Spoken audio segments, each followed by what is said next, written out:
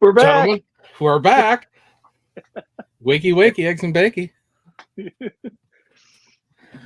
We have the full complement this evening, as well as down here in the Alice and the Brady Bunch Square. We have Frank Steffens, Frank's Model Works on YouTube, Instagram, Facebook, and every other fine social media platform you may or may not find him on.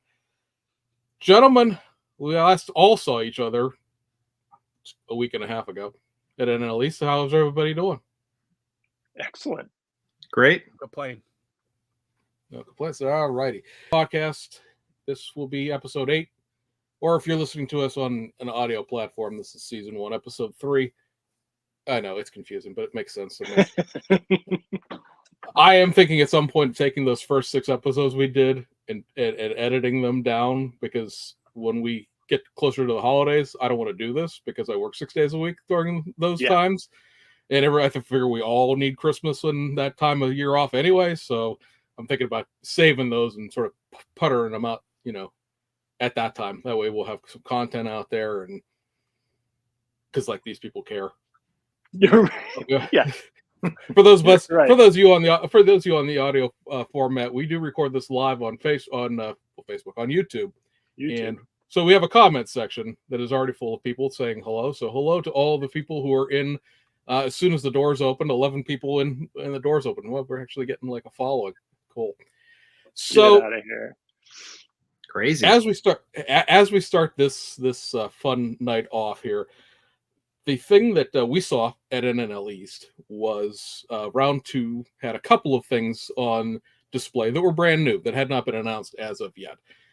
You could watch Mr. Tester or any number of about 10 other people's videos to get what those things were. The big thing are a Hellcat wide body Charger based off of the 2021 Dodge Charger kit, and also a reissue of the 72 Chevelle, which they are going to box up in the SS Slasher box, which I believe was last seen in 1983, 84, somewhere in there. And the feedback that the Hellcat has gotten has been rather amusing, in the sense of I'm pulling my hair out because I can't stand people. And what this all comes down to is the fact that people are very upset that the fender flares are molded on the body. Oh, come on.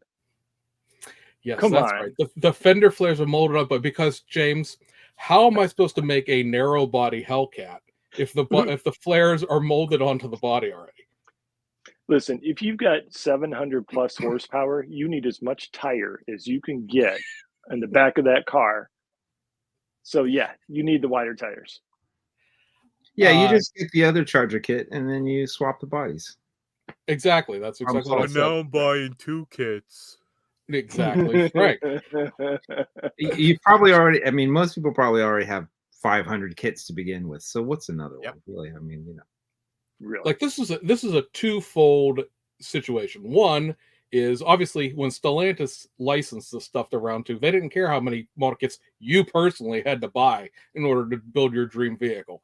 They said, hey, we want to license an RT, a police car, and our Halo. I guess technically there's one level above the Hellcat as far as Chargers go. We want we want our Halo car, not our narrow body version of the Halo car that nobody ever bought. So there's a whole reason why the all-wheel drive Charger exists, because that was the Charger they sold the most of as far as the police car version went. So in talking to people about the fender flares are molded to the body thing, the contention that they have is that the fender flares are not molded to the body on the real car, and therefore you will not have the proper gap. And this is where the rant stems from, James. I want everybody to think about this real carefully. On a model car body, think about how very fine and thin a panel line is on your doors, in your trunk, or your hood if it's a curbside. Very tiny. I know Frank was showing these tools off, and I have the display version of them, the broaches, the little 0.1 mil broach that you can use as a scriber. It's what I use. That will fit in almost every panel line exactly, and if it's a little bit bigger, than a 0.2 millimeter broach will fit. 0.1 millimeter, it's the itty-bittiest little line ever. I want you to go next time you're off at the Cars and Coffee to look at a Hellcat and see that there is effectively no gap whatsoever. Yes, I understand that in real life the fender is bolted to the car, but there is no actual appreciable gap between the body and that fender flare. You couldn't stick a piece of paper in there. How exactly am I scaling that hundredth of a millimeter down to 1/25th scale? I'd love to know. Like Right. it was molded to the body. That's what it would look like. Yeah, no, I think they made the right call, because I was actually I mean, I sort of knew this kit was coming. You know, I had some advanced knowledge, and I was a little bit concerned that I was like, oh, I thought they'd actually make the flare separate and just put it on the other charger body they had, and I was worried. I'm like, oh man, that usually when you have separate fender flares, the gap is huge. Like try to get them to fit really well. And I knew that would be a challenge to get them to fit nice and tight. And the fact that they're already molded to the body, I think that's the right way to go. Yeah, you'd have to run a line of glue along the outer edge to make it look right. Yeah, sure. Sounds like a nightmare if you had to add them separately. Exactly. I've got 3 people here who can commiserate with me because we're all of an appropriate age that we've all seen. There was some monogram, but let's go with NPC because that was where the action was at, where everything became a cafe racer and an IMSA car in the 1980s, and all of that was just random plastic parts added to a factory stock kit. And it was like, YOLO, put some flares on your car. Like I can't think. Maybe you guys can help me out here. One single time I've met a put the flares on a car kit where that ended up looking good in the end. Like there's some Liberty Walk stuff out there where the flares are physically bolted to the fenders in the old school, like a rivets way. Okay, Rivets, fine. right? Yeah, it's riveted to the fender. That's in the like the new stuff like the Lamborghinis. That's a style statement rather than an actual functional part of the car. But like it's not going to fit. It's warped. Or you have to, in order to get it to fit, hog some stuff out. Some new Hasegawa kits are like that, like the race car RX-7, that race car, little first gen Civic. It's like, hey, you want to put the fenders on here? Here's your Dremel. Here's some instructions. Have fun at that. Don't cut too much off. Or the Sam pointing to stuff these guys you can't see, but there's the Liberty Walk stuff is behind me. It's like my R35s and the 86. Those are all, here's a paper template, saws all out the fender and put the over fenders on, molding them to the body. Yep. Yeah, perfect. That's the perfect answer to that question. And if you have to buy 2 kits to build a narrow body charger, I don't know, go sell yourself on the corner for the $60 it's going to cost you. I can't with that. It's just, yeah, I can't. What are the other gripes about the kit? That's pretty much it. Pretty much the whole thing. Okay. Well, that and the wheels are too small. The wheels are too small, of course. The wheels are 17-inch. They can't possibly be 20-inch. What are they saying about the Chevelle? They should retool the front end for the clear headlights, which I agree with, but I also understand the financial constraints that you can't remold every single thing, or else you'd be thousands of dollars into everything you reissue. But getting back to the charger for a moment, how cool is it that we're finally getting a Hellcat charger? Like just having an actual Hellcat engine in 1/25th scale in a kit that you can buy like at any place. That's awesome. Yeah, I think for anybody who hasn't seen and for folks that are listening on the audio, we'll start posting the visuals on our Facebook page so that you guys can follow along when you're listening to these. But like, I don't think a lot of people appreciate the fact that there is an actual whole new engine in this. This isn't just like, oh, we threw some, I mean, I know it's a Hemi, so we threw some parts at it, but I mean, there's a whole engine compartment going on here that is new to this. And yeah, there's a lot that's different about, I mean, the whole new body, there's a lot of the new wheels and tires, the engine's different, the exhaust is different. There's a bunch of different stuff on it. Yeah, super cool. I've been excited. I've known about this kit for about 3 years. And I was like, oh, I kept telling Steve Goldman from round 2, when are we going to get the Hellcat version? When do we get the Wildbat? Super excited. This is one of my favorite cars. I really want to own a real one. And I've been dying to build at least a model kit so I can live vicariously through plastic. And, and I've got some wild ideas. I shared an image of rendering with James. I'm not going to give it away because I don't want to share the idea. But I've got a cool idea to build something unique with it. So yeah, cool. With the engine or the entire kit? Yeah, the entire kit. Something a little different. Something probably most people wouldn't think to do with it. I've got an idea to do something kind of strange with it. So coming I'm soon. already mentally yoinking the Hellcat out of the engine bay of that and putting it into a demon. It's like it's happening right now as I'm looking at these pictures. I told Steve, I'm like, can we just get a parts pack Hellcat engine? And he's like, yeah, we'd love to do that. The challenge with that is the parts are tied to sprues that have parts of the Charger. So they'd have to run the whole tree. Yeah, they can't really like separate just the engine parts. So, but round two, hey, there's an idea for you. At least they have the CAD. They could maybe do something. I don't know. Who knows? But right. It'd be a cool part. I've put it in Steve's ear many times that they need to do the Challenger too. So absolutely, that's out there. I suppose the only question I have is whether or not when this kit hits, and Steve was telling everybody like very beginning of 2025, so it'll be a hot minute. The police car kit literally just dropped last like 3 weeks ago, so there's going to be a little bit of bacon time there so they can sell that. Is whether or not that kit is going to like cost me $1,200 a month and like have a 20% interest rate.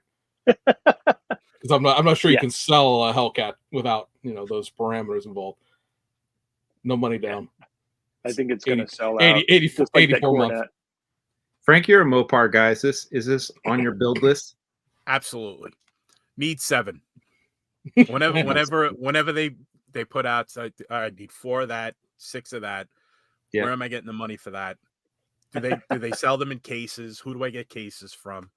And then I start looking behind me, and I'm like, where am I going to put that? the kids got to move out. I don't know what to tell you. I'm telling my wife, listen, there's finite room in this house, but I have an infinite appetite for this hobby. So the kids got to go. But she's 10. Listen, it's a tough world. You gotta hit the bricks sometimes. But definitely. I'm waiting on the police package, the pursuit package. I will definitely. I already have 2 of the RTs that came out. Definitely get a couple of these just for that. I'll probably buy more than I need for the Hellcat engine, and then because I'm as big a fan of bad ideas as Tim Kalankowitz is, I might put a slant 6 into the wide body Hellcat because there's not enough to hate here. You might as well throw some more gas. They do make 392s in resin, so you can do 392s as well. Sure. Scat packs. Sure. Why not? Get them all. You only live once. We were talking about mod tops earlier. Maybe there's a mod top version. There you go. I have enough of the decals where I could probably.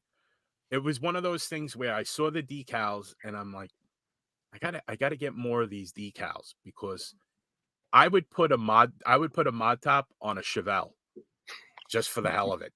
Just why not? Why not? And for again, this is a thing that nobody else besides the YouTube crowd is going to see here. But in case you're wondering what we're talking about, this is Frank's display of chicken cutlets from the NNL East. The car down here in the bottom left is the 68, right? 68 Dart. That's a 69 Dart. 69 Dart with the mod top on it. I can make it slightly bigger, but then it'll start to pixelate out here. But yeah. Tell us a little bit about your Dart, Frank.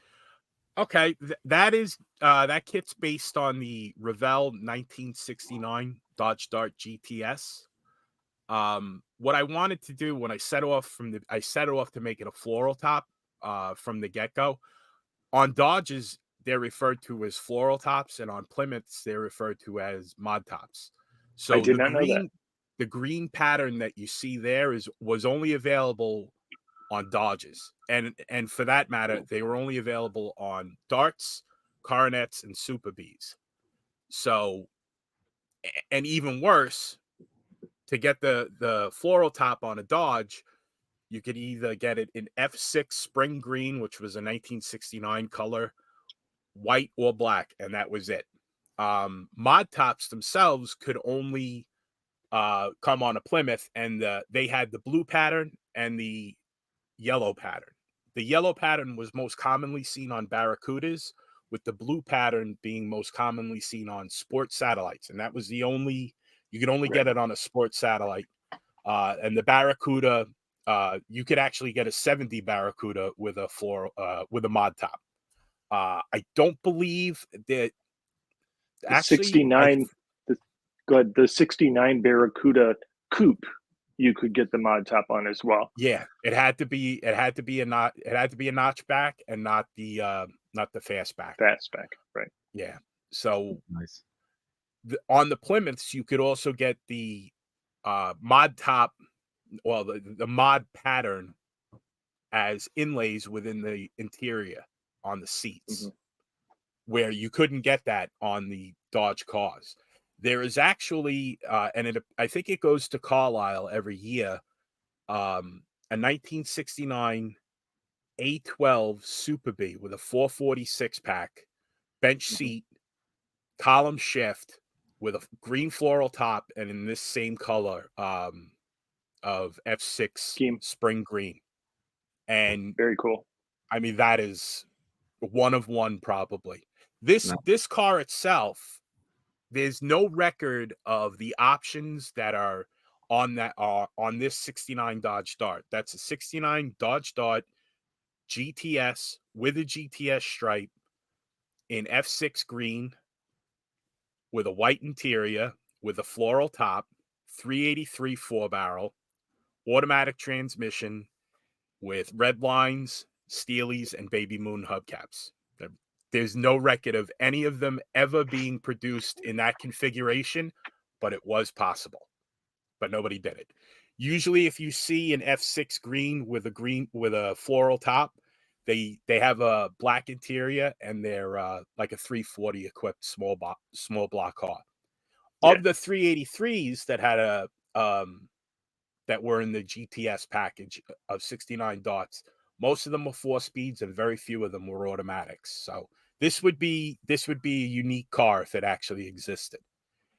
And at the end of the show, I actually gave it to a friend of mine I built this car in 2021, and I first put it on a table at an IPMS show in Long Island in spring of 2022. And my friend Darryl Romaine saw it, and he goes, "I love that car. I love that." And every time he's seen it since, he goes, "Oh, I love that car. I love that car." So finally, it's been to enough shows. It's been out there enough. He goes, "Man, he was sitting over by the model car hospital."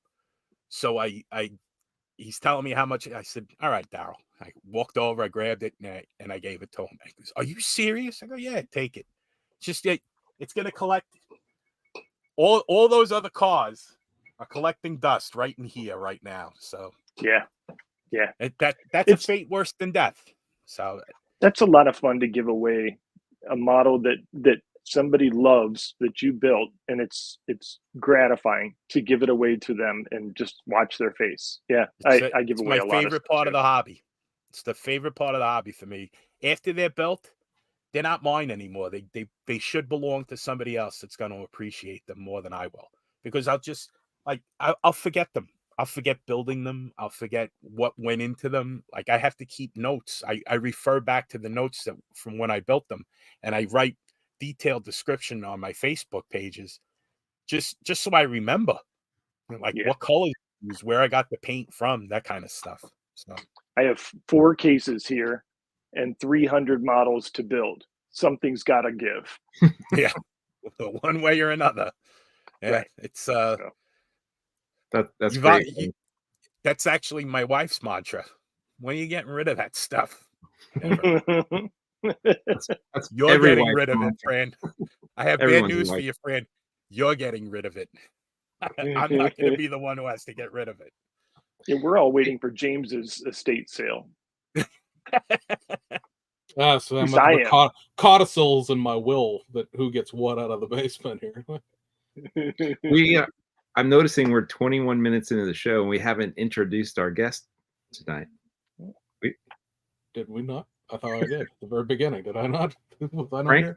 Frank from Frank's Mall. Did we? Did I I miss think it? we did. I think we did. We did.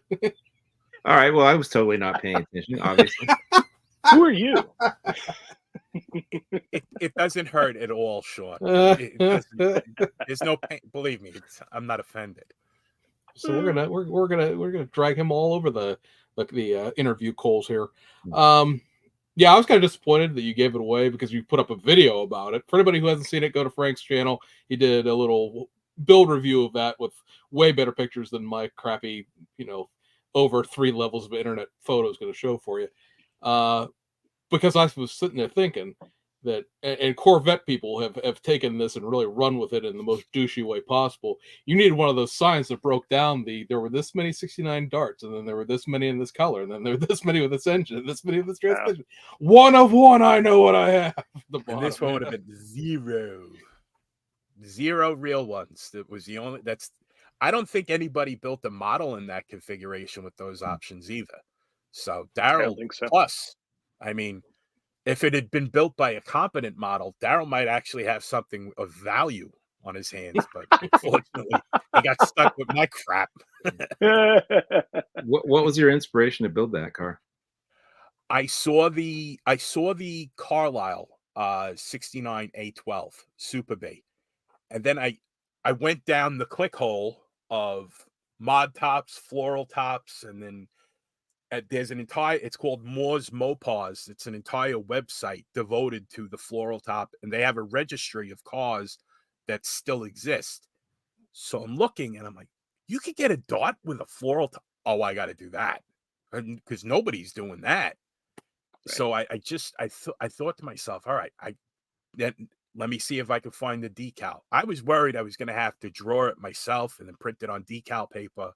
But SMP Decals has all 3 schemes.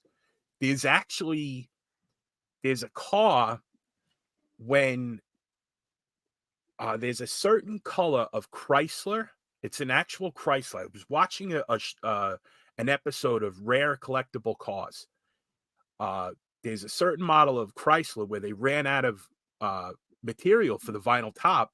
So they actually had floral top vinyl dyed a dark brown color, and as it started to fade, it almost looked like paisley. So there's even more rare Chryslers that have this. If I can ever find the link to the episode, I'll put it on my channel. But like, you go down these rabbit holes, and you're like, oh, I got to do this now. I got to do that, and then I've seen examples of cars that shouldn't have had it, but then depending on where you do your reading, you could get anything you want at the dealer level. If they could get a hold of a roll of the material, and the material itself is gone, it's sold out. There is some reproduction stuff out there, but the material itself is long gone.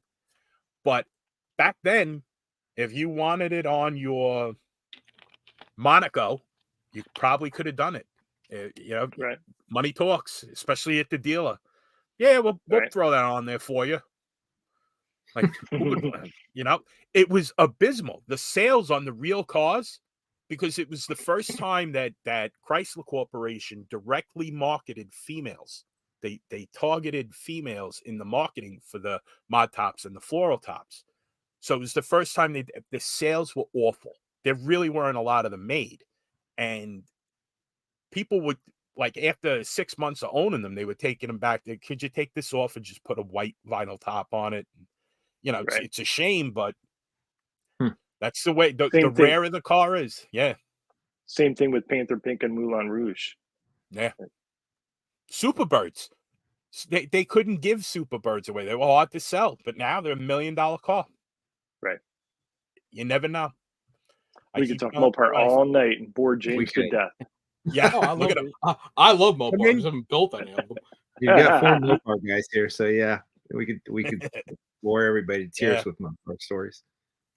All right. So for the folks in the YouTube comments, as we go into an actual like interview of Frank here, if you have any questions you want to know about Frank, serious questions only, right?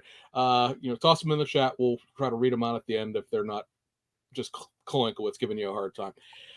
So, Frank, give us the cliff note backstory there. When did you get into building? How did you get into building? As a family member? Were you a child? Was it something you picked up later as an adult? When I was 7 years old, my mother took my sister ice skating, and my father said, "Come with me." We walked up to Fresh Pond. I grew up in New York City, in Queens, in a neighborhood called Ridgewood, and there was one hobby shop. One half of it was a hardware store. The other half was a hobby shop. So my father walks me up there. The hobby shop itself specialized in trains, and they were actually, if you know anything about model trains, they were one of the only Markland dealerships in the country at the time. And the largest until I guess they went under. But he brought me up there and he bought me Monogram's ME 109 and a tube of glue. And he brought me home. He showed me, he cut the parts off. He showed me how to build it.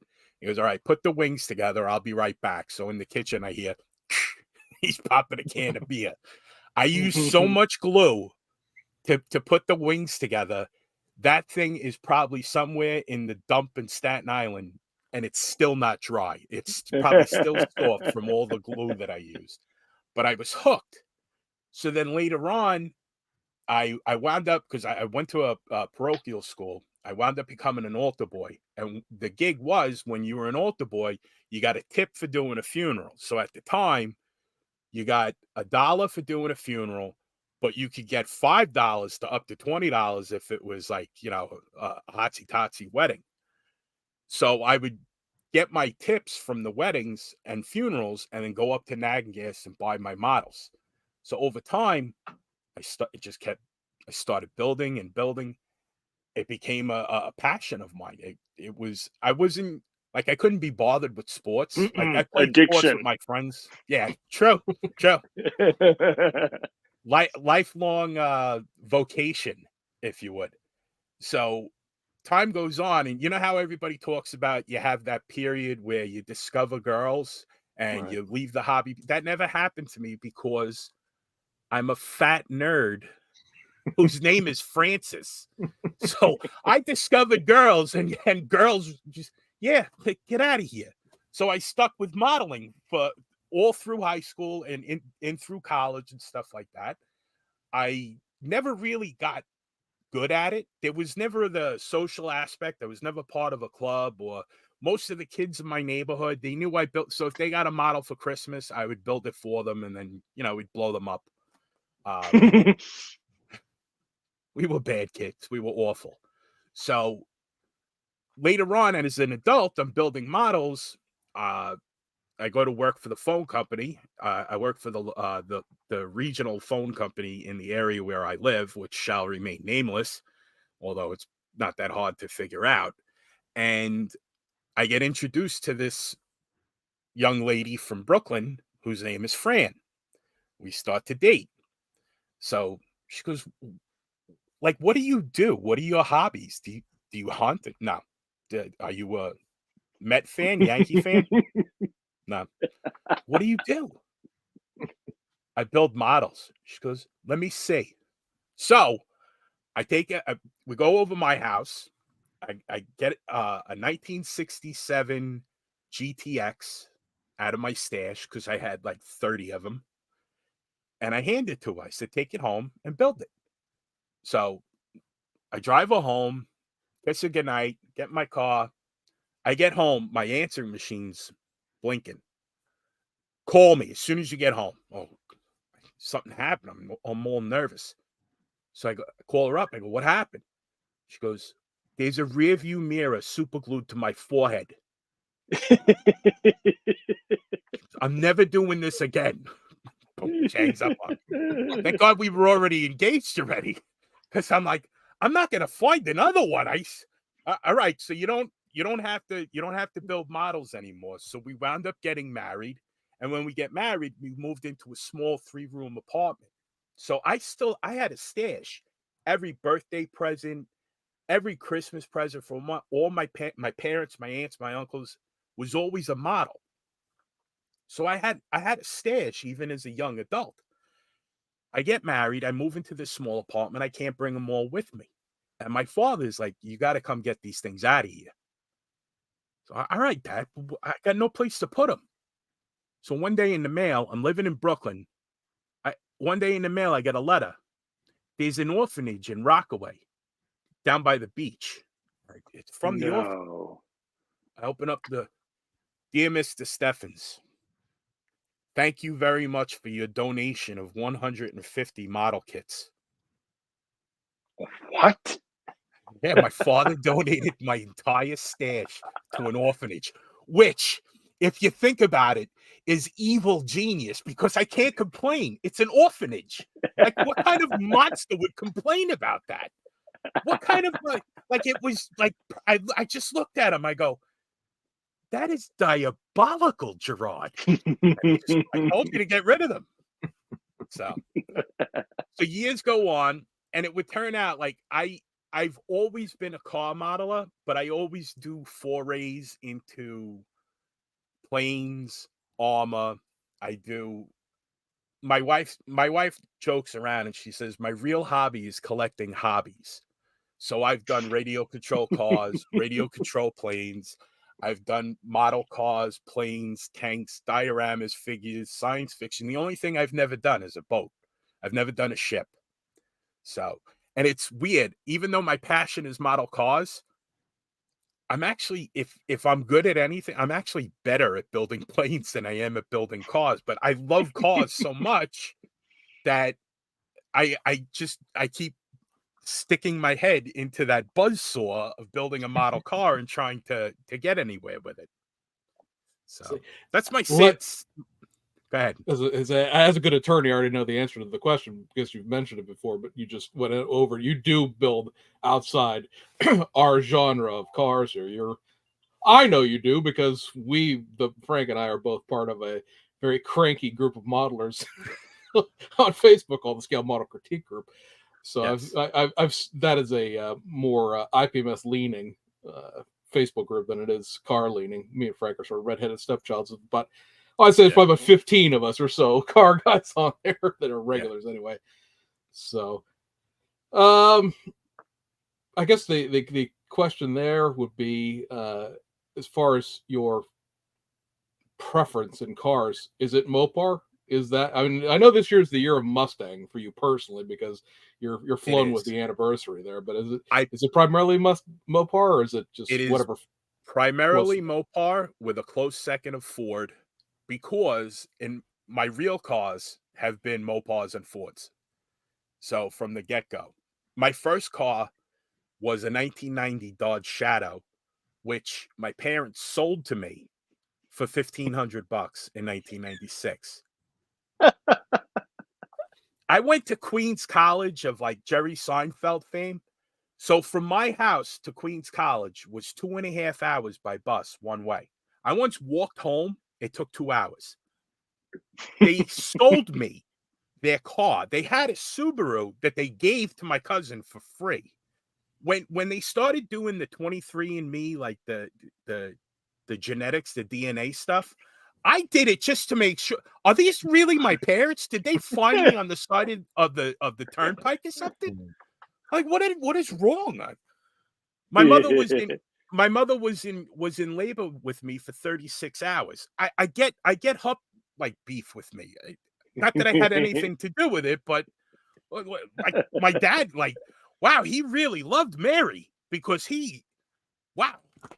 So my first car was a 1990 Dodge Shadow. My first new car was a 1998 Plymouth Neon, not the Dodge Neon. And the difference between the Plymouth Neon and the Dodge Neon was you just got beat up for owning a Plymouth Neon.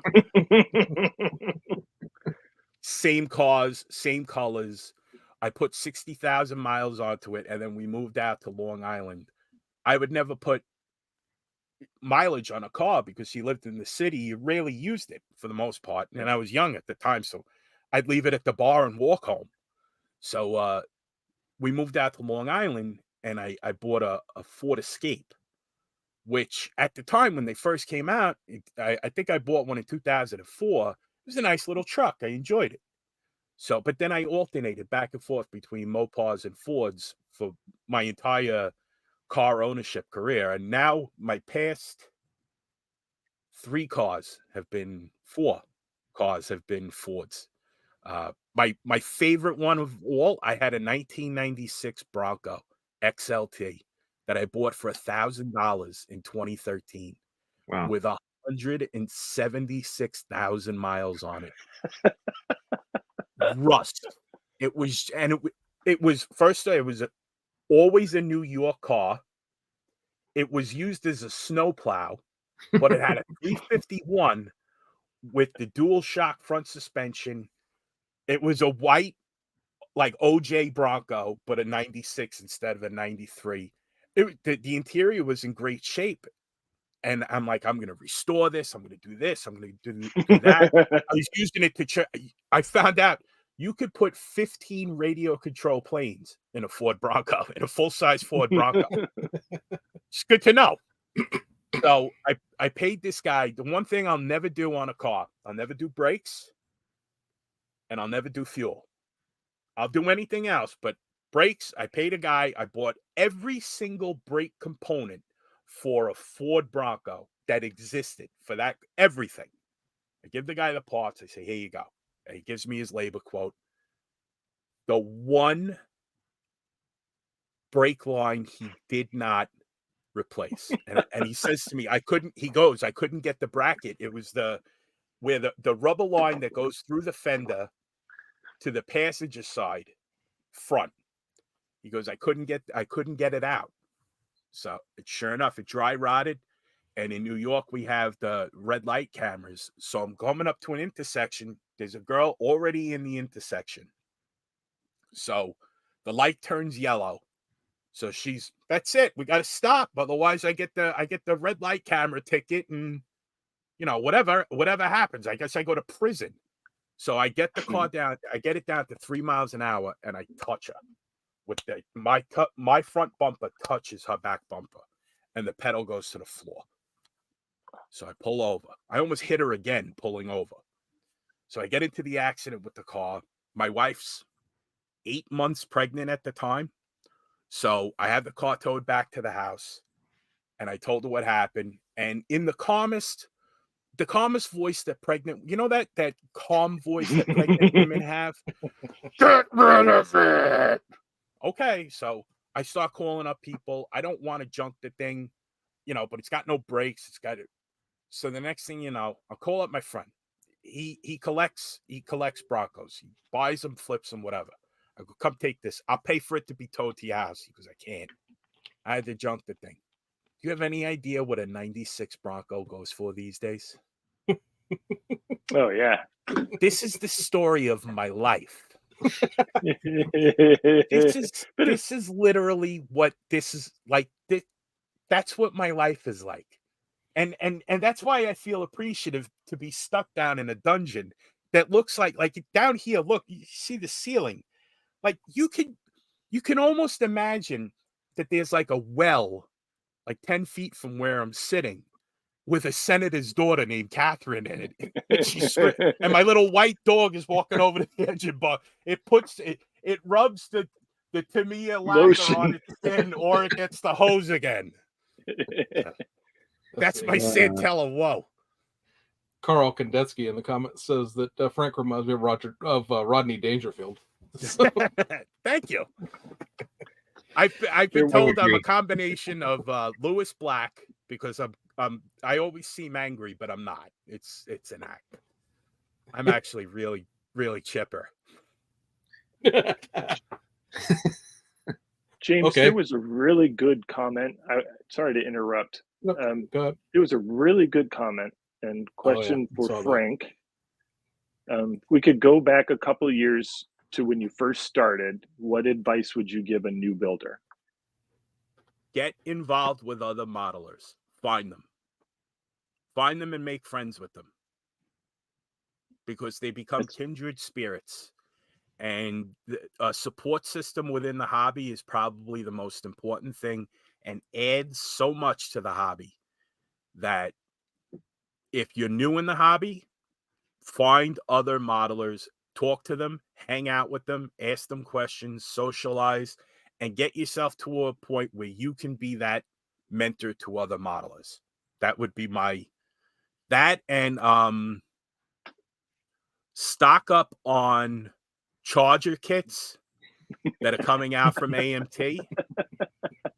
Was 35 years from now, let me tell you something. Guys are going to be looking for them. Sean, what would your I wanted this one. advice to the new modelers be? Don't quit just because the first thing you build doesn't come out that well. Or, yeah, I think a lot of people, they give up too quick. I probably built 30 or 40 models before I built one that was even halfway decent. I mean, I don't have any of the original ones I built, but they're, when I was a kid, they're all trash. But it's repetition. You have to kind of just stick with it. You have to build through the mistakes. Don't quit and just throw it in a box and like, even though I had stuff that didn't turn out great, I finished it and moved on to the next one. Because every time you build something, you'll learn, you'll get better, and it just, like with anything, it takes a while to sort of learn the techniques and make all the mistakes and do everything wrong before you figure out how to do it right. And so yeah, Right. just gotta stick with it. James, what's your advice? I think it echoes with the social aspect for everybody. Probably a lot of people in the chat, but for everybody in the call right now, we grew up in an era where this didn't exist as far as the interactivity. I mean, you would have had the very early days of America Online, the very early days of what was Prodigy back in the day. Bulletin board service kind of things, but no pictures and things of that nature. And there may have been more shows back then, but as far as the clubs went, they didn't seem to be as prevalent, at least to me. Like I grew up in an area where there were probably 3 or 4 shows, but I couldn't have told you where the clubs were, when they met, anything like that. Yeah. Right. And it's the double-edged sword of social media being what it is. A bunch of people are just complete and total dillholes about it, but it connects you with a whole bunch of people that you don't even realize that you knew. I was talking to the 2 Chris's, Chris Ortlieb and CD Scale Modelers Chris, about coming on the show later, and they realized after running into each other at NNL that they grew up in the same neighborhood but never knew each other until 3 years ago. So there's 2 modelers who were within a mile, 2 miles of each other, who met each other through YouTube basically, and like, oh hey, we were around the whole time. Like Frank said, I there were a couple of people in my neighborhood that might have had a model kit every now and then, but I was the only one that built models that I know of. And the other thing is really what Sean was saying. When you look at the stuff that you're seeing on YouTube, there's a lot of experience that's going into what you're seeing. You can't get frustrated if the first thing didn't turn out like what you saw online, because what you saw online is somebody who's been doing this for the last 15 to 40 plus years. And it took them that 15 to 40 plus years to get where they're at. You're not waking up tomorrow, opening up a model kit and building Randy Dare's Corvette out of it. It's just not, that's just not going to happen. Not going to happen. Frank did a whole tutorial on airbrushing that the third part was infinitely long, and I'm still pretty sure it's playing in the background in my car, but he had a very, very succinct second part of that, which was just getting paint to come out of your airbrush, which is something that like you don't even think of, because even for somebody like me who doesn't use an airbrush as much as I should, like I know how to get paint out of my airbrush. I wouldn't even, if I told somebody to buy an airbrush, getting paint out of it isn't even something I would think about. How you do that. I know because I know how to do it. Yeah, so right. So many people get so frustrated with the airbrush because they buy they don't buy the easiest airbrush to use should be the first one that you buy. You shouldn't buy, like, it's not like the old days where, you know, I want everybody to suffer the way I suffered because I suffered and I made it out okay. You didn't make it out okay. If you want other people to suffer the way that you did, you are far from okay.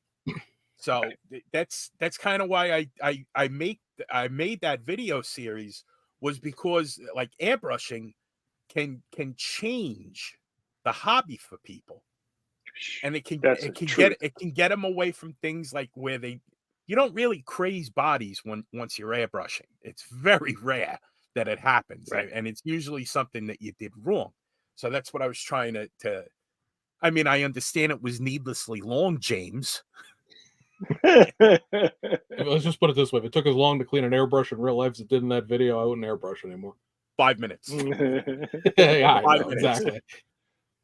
5 minutes. All right, James. Since you asked the question here, what are we telling young James? Young James, start learning to pre-assemble with white glue. Figure out what doesn't fit before you paint anything. God, I would have saved so many years learning to do that first. And also detail every part as if it's a model within itself, and then assemble every perfect part to a perfect model. That's the certainly key. I say it certainly is a thing about treating each sub-assembly as its own model to a certain extent, so that you're not like, some people are like, well, I don't do interiors. Well, focus on it then. You know, if you can do the other things, then what you're focusing on now is this. It is a constant incremental improvement. I mean, there are things that will happen to you if you're a new modeler where you will have that jump of like, oh, hey, look, there's no glue on anything. Hey, and there will never be glue on anything ever again, except for that time that you forgot the super glues on your thumb and now it's in the middle of your windshield. But it's, that's that, oh, how did I make that mistake at this point in the game, as it were? Yeah. I just made that mistake just recently. I was looking through things that I'm taking to Wisconsin for Nats for our display table, and I was like, well, I can't take that because it's a giant super glue thumbprint right in the side window of that BMW, so that won't be going. But Steve Courtney said mentioned here, I'll tell you everything I know, just ask. That's another thing that I would say to a new modeler is, especially if you're in a Facebook group or watching somebody on YouTube, to sit in the room for half a second and see who the people are that are commenting, because there's a lot of people that are talking out their hind end, for lack of a better way to put it. And some of the best modelers on the face of the planet, your Mark Joneses, your Randy Dares, your Marco Cruzes, people like that, are some of the nicest people that you will ever run into. They'll tell you every single thing they do. Yep. There's no hiding. I mean, that was a whole shtick of like 80s and 90s modeling, right? People hiding what they were doing, because you didn't want to give away their secrets. But find the people that are willing to share and that are actually genuine people, and follow what they do. Otherwise, you're gonna paint with Krylon 2-in-1, and we don't want to go down that road again. If you have a question and you ask a question in say a Facebook modeling group, and you get 15 of the same answers, then what you should do is, or if you get I never had a problem, like I used this paint and it crazed my body. What's wrong? What happened? Well, I never had a problem. Click on that person's profile and see if they ever posted anything. Probably 80% of the time, they've never posted a picture of their models. If they have posted a picture of their models, it's a flip phone camera picture of a Polaroid of a model in a china closet across a dark room. Or worse, you're looking at a really clear model of something that looks like it was finger painted during a withering artillery barrage. So you got to learn to take that advice with a grain of salt. And don't be afraid to directly message somebody who builds nice work. Some of the nicest people that you'll meet in the modeling world are the most talented ones. And I did a video about my experiences at NNL East, and I can't see the comments, but is Tim in the comments? Oh yeah, He he said your Bronco was worth $600. Thanks, Tim. Yeah, I was just about to talk about you being my modeling hero, but you know what? Back to you, James Duff. No, but I walked up to Tim at NNL East last week, and I've been a fan of his work since I saw Coral Aura in Scale Auto. And I introduced myself to him, and here I am. Like, to me, this hobby is what golf is to other people. Like, as passionate as they are about it, or as passionate as they may be about a sports team or a pastime or playing in a sport. That's what this is for me. So for me to walk up to a Tim Kolankowicz, and I hope I'm pronouncing that right, but to walk up to him and introduce myself is literally like me walking up to being an avid golfer and walking up to Tiger Woods and having the experience where Tiger goes, "Let me see you swing." Because that's what Tim did. He goes, "Let me see your models." And I showed him, and I'm scared to death on my way over there. And he looks at it, he goes, "No, you got some skills." Now hearing that was like, it totally wiped out the fact that my father donated my stash to an orphanage for a little while. It creeps back in after a while, but that was a tremendous lift. That was wind in my sails to get me through whatever I'm working on now.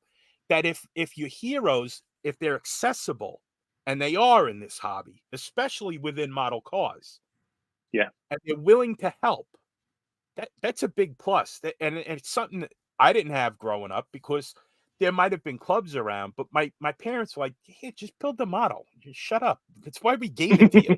Like a pacifier. You know, if you remember the classified ads that used to be in the back of Fine Scale Modeler, there was a hobby shop in Middle Island, New York. So I looked at all the New York hobby shops, and Men at Arms Hobby. And I was like, "Mom, Dad, where's Middle Island?" "It's all the way out in Suffolk County. We're never going out that far. It's 5 minutes from where I live now." And I moved out here because they moved out here. So, you know, we grew up in a like a desert of the social aspect, but it persevered. So this is something that you have to take advantage of. I mean, some of the best modelers in the world are in the comments of this live stream that's going on. I don't know if is Sean that way? Other way. The other way. Okay. Yeah. That's one of the best modelers around. Is James Tester above me? He is above you. That's one of the best ones around. Thank and you. that's one of the best kit collectors around. That's right. We all have our strengths and weaknesses. So if you ever want to ask but that's a tremendous resource. It is, because I've actually asked James, does this come in this kit? Because I see it on eBay. Is this in this kit? And he's like, "Nope, it's not in that issue." Oh, okay, good. I mean, I bought the kit anyway because I have a problem, but I bought it. After that rousing endorsement of Tim, he says your Bronco's now worth $900. Thanks. Unfortunately, I got $250 because I junked it. Frank is being entirely too positive at the moment, so let's have a quick one here. Worst kit you've ever built? Me? Yes. The worst kit I ever built was the Airfix 1/144th scale Boeing 737-200. Well, you could have stopped at Airfix. You didn't need the rest of that. Yeah, it's true. The worst car model I ever built was the first car model I ever built. It was a reissue of the MPC LA Dart. It didn't have any of the LA Dart decals in it. My cousin had gotten it for his birthday and didn't want it, so my aunt gave it to me, and I tried putting it together, and it, to this day, it haunts me. I think I have the reissue. Yeah, the reissue's back there. Look, the Hemi Hunter version. I think it was in red, wasn't it? Yes. The Hemi Hunter. Yeah. Yeah. I still have nightmares of that kit. And I'm dreading. It's still sealed. I won't even look at it because I'm scared of it. All But right, the so best- Sean, invert. your worst kit. This is a good one. Sean, what's your worst kit? Oh man, worst kit. I don't know. Somebody else go and let me think about it. Maybe I have to think about it. Mine James, was what's yours? Mysterian. The Mysterian show rod. Oh, see, so much chrome to scrape, and the whole frame didn't want to fit together. It was bad. It was really bad for me. I once So- saw. Go ahead. So I'm going here. So people will always point out to me like, you go into the Hot Rod series of kits by Revell. You must hate Hot Rod. No, I was actually subscribed to the magazine. The model kits just suck. There was a 3-pack that had the 55, 56, and 57 Chevys in it. Now I realize those are 3 separate model kits, but universally becoming in one package, I consider that to be the worst model kit I've ever built, because That's like a war crime. everything opened, nothing closed, and to this day, I'm pretty sure there are still parts to the hinges of every door and trunk on those kits, littering the floor of a basement in a townhouse up in the southwest side of Pittsburgh. Because once you open those doors, you only open them once, because you close them, you open them a second time, bang, off they would go, because that plastic was so fragile in the 1980s, and there was so much ill-fitting.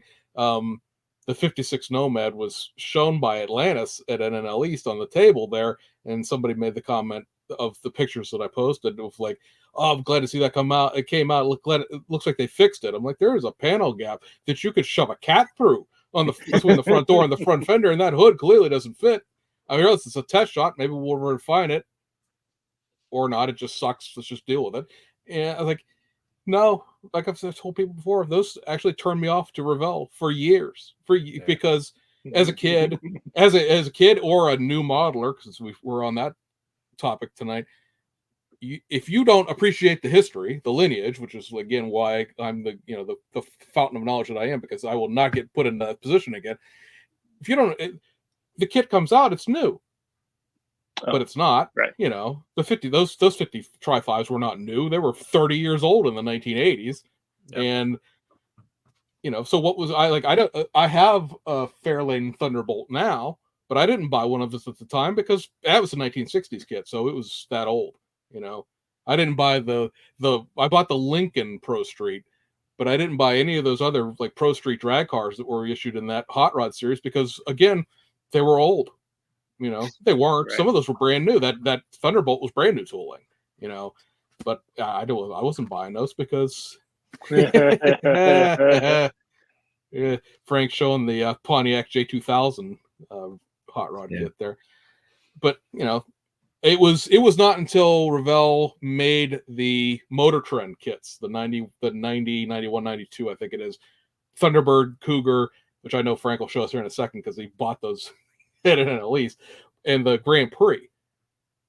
Those were really nice kits, and they were brand new. They were dated the years they were made, so I sort of came back in with that. But I was scarred for life from those Tri-5s. Yeah. All right, back to you, Sean. What's the worst kit? The ones that came to mind for me after I thought about it was the old Revell multi-piece body kits. Like I think there was a Pontiac show car, and I can't remember the name of it. It's like a light blue color, and they also did the Lincoln Futura, and very difficult. And Club de Mura. Yeah, the Club de Mura. Yep. I think the Cadillac is probably the worst. Like it's just very difficult to get things to align properly. And I mean, to be fair, those kits were probably designed back in the 1950s, with 50s technology, and they're just not up to the standards that we enjoy today. But as a kid trying to put them together, challenging. That was a good question. Yeah. So Frank, the inverse opposite of that is favorite kit and or like series range of kits, because now at this point, like every kit has 3 variants to it. The I got 60. I realize the 70 Charger is like a different tooling than the 68 and 69, but you could argue all 3 of those are the same thing. So yeah. that Mine is the 68 Charger from Revell. I love that kit. I built 3 of them. 2 of them were at NNL East. I still have those. One of them I actually gave to a family. There's a YouTuber named Dylan McCool. He did a barnfly restoration, getting a car started of a 68 Charger. And I was so like, because it was like a down option 318 2-barrel automatic, but it was beautiful UU1 blue, which is almost like a mix between B3 and B5 blue, like in between the 2 of them, just gorgeous. The black vinyl top, blue interior. And in 68, the panels inside the seats had the black fabric. It was just a really sharp look. I built a model of it. I sent the pictures to Dylan, and he goes, "You want to sell it?" I go, "No." I go, "But where do you want me to?" So I sent it to the family whose car it was, and he handed off the actual car once he got it started to a father and daughter team. And I had so much fun building those 3 kits. It took me most of last year to build the 3 of them, but it's some of my favorite work. I love that kit. Everything about that kit is fun. And if you ever want this, if James Duff doesn't cover the history of a kit, always check out the Muscle Car Modeler. He does model car histories, some of the best work, and that is, I write down everything the man says. Number one, because he's right, he's accurate, and he's not gonna steer you wrong. He'll tell you if there's inaccuracies, what needs to be fixed. But that 68 Charger, love that kit. Still have a bunch of them. I did a bunch with vinyl tops, and now I have to build a bunch of them with just regular tops. So I have a bunch of them. Love them. So do you, I guess for inspiration of like what you're building, are you an assembly line builder? Like you just decide, okay, I'm going for this year it's the Mustangs. So did you just like at the beginning of the year pick out the Mustangs you're going to build, and these are what I'm going to do, and it's just bam, bam, bam, bam, bam in a row after that, or is it Yeah. just sort of again, it's not you're a planner. Oh, I don't like it.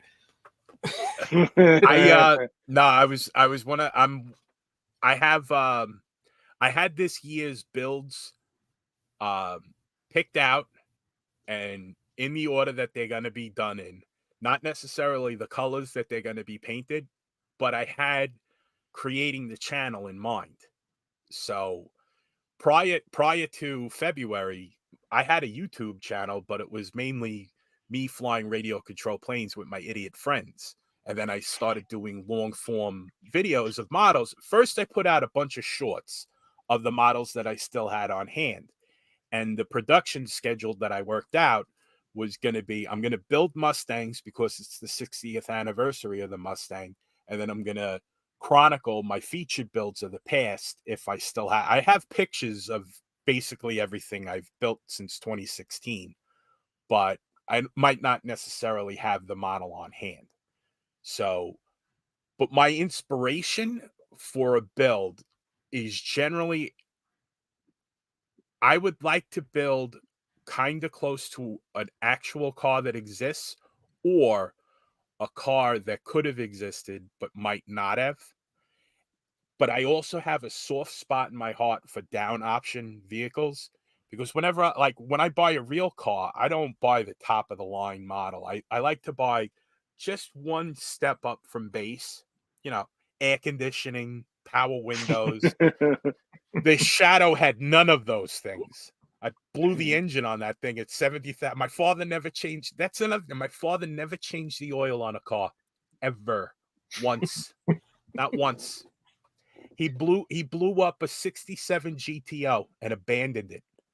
and he just abandoned the car. Years later, I said to him, "Dad, how could you do that?" He goes, "These cars were a dime a dozen. I paid $100 for that car."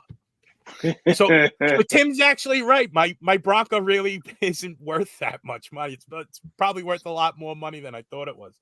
My father's dumping 67 GTOs on Otto Road in Glendale. But my inspiration for the builds tend to be like cars that I would have seen.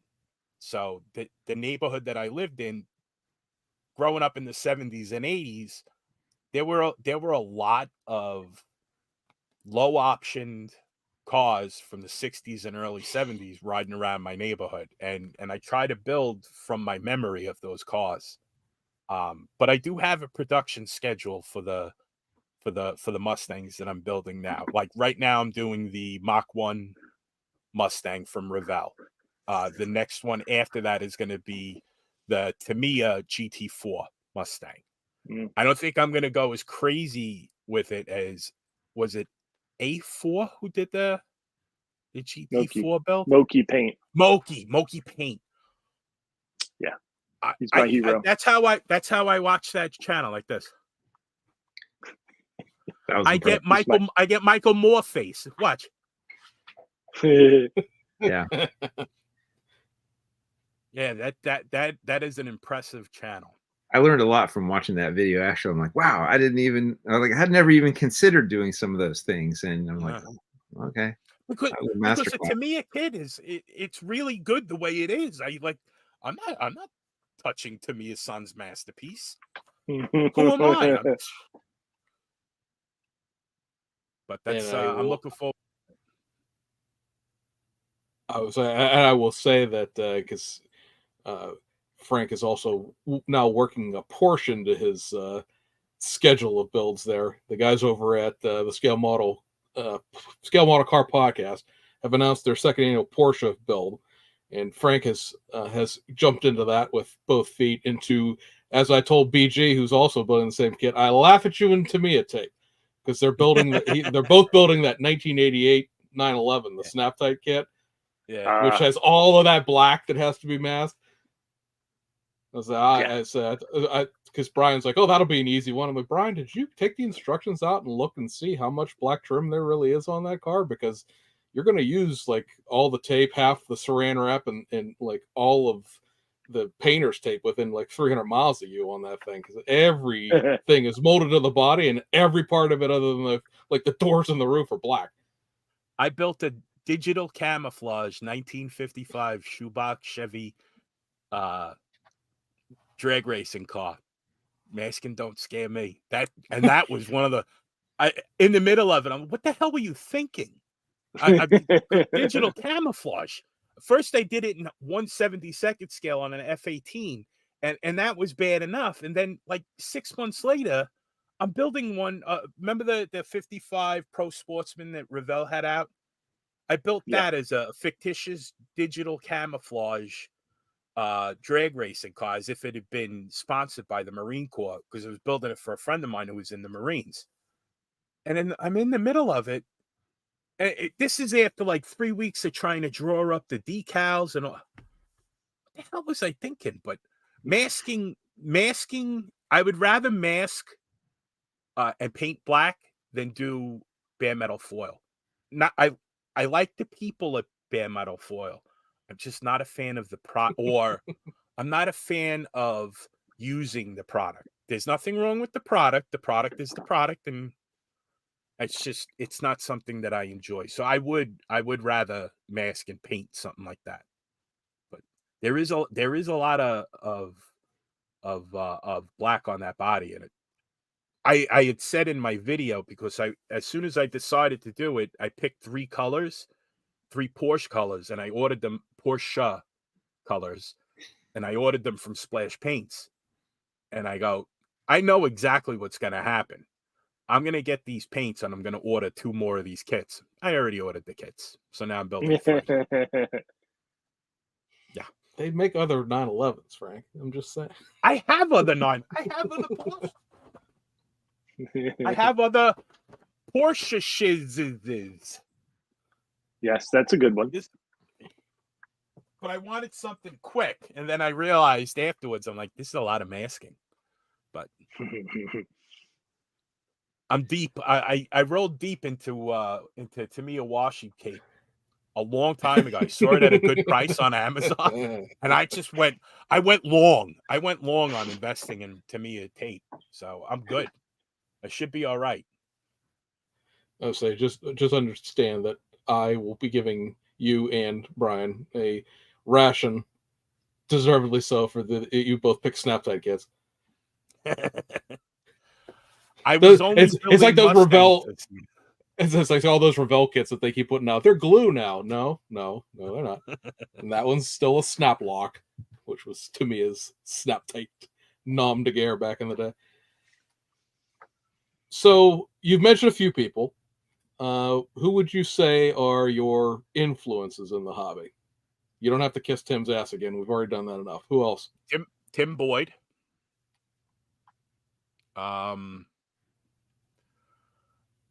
Doug White.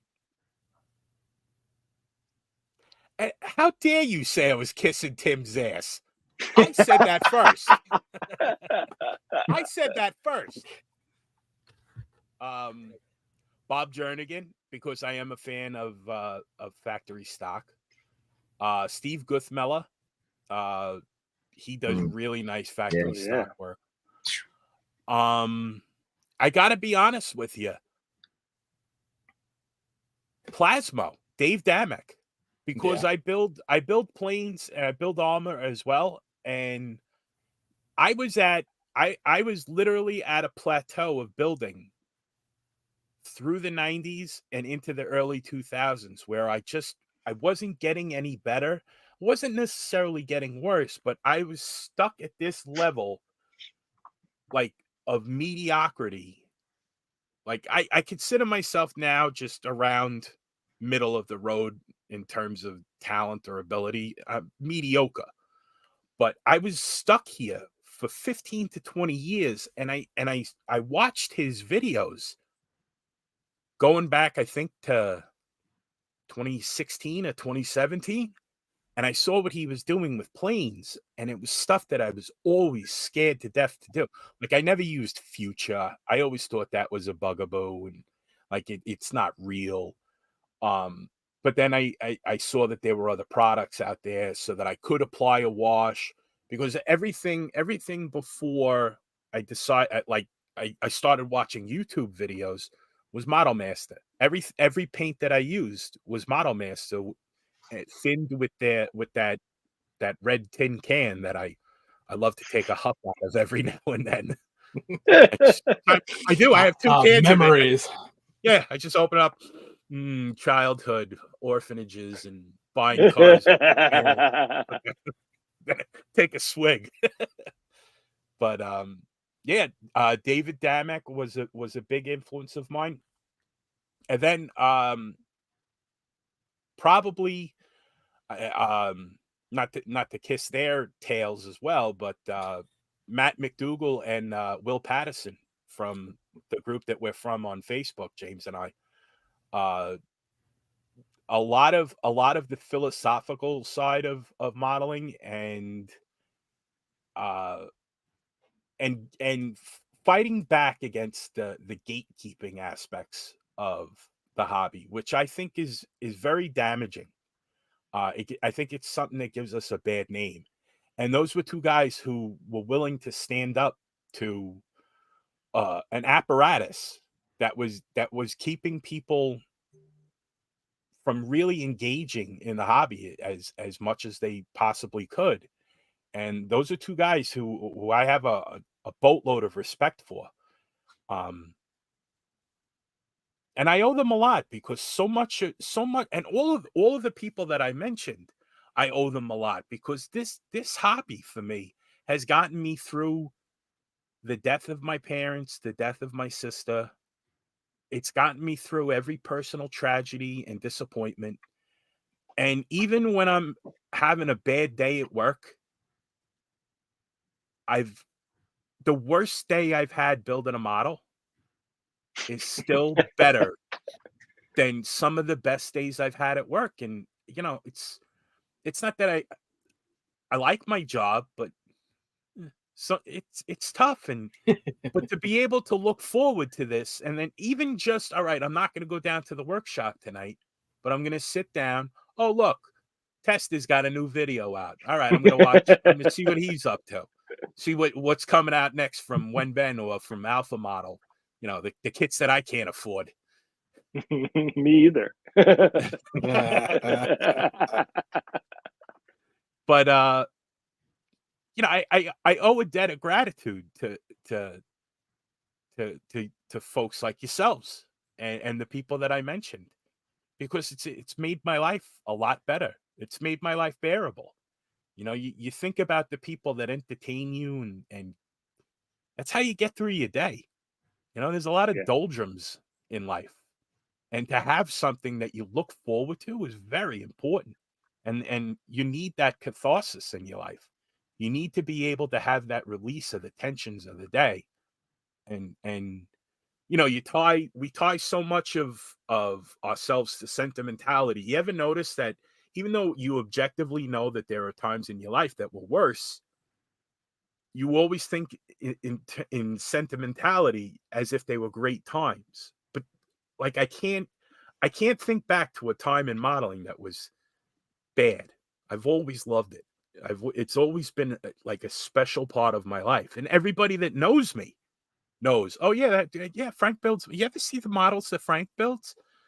I guess they're good. I wouldn't know a good one. You know, like, they think I'm good. Like they've never seen anybody else's models, which is good. I mean, there's a part of it that's good. You know, I might actually be the best modeler on this block. Probably tell you what, I'm the best modeler in this workshop right now. Bold state. And that's all that matters. Yeah, well said. Yeah.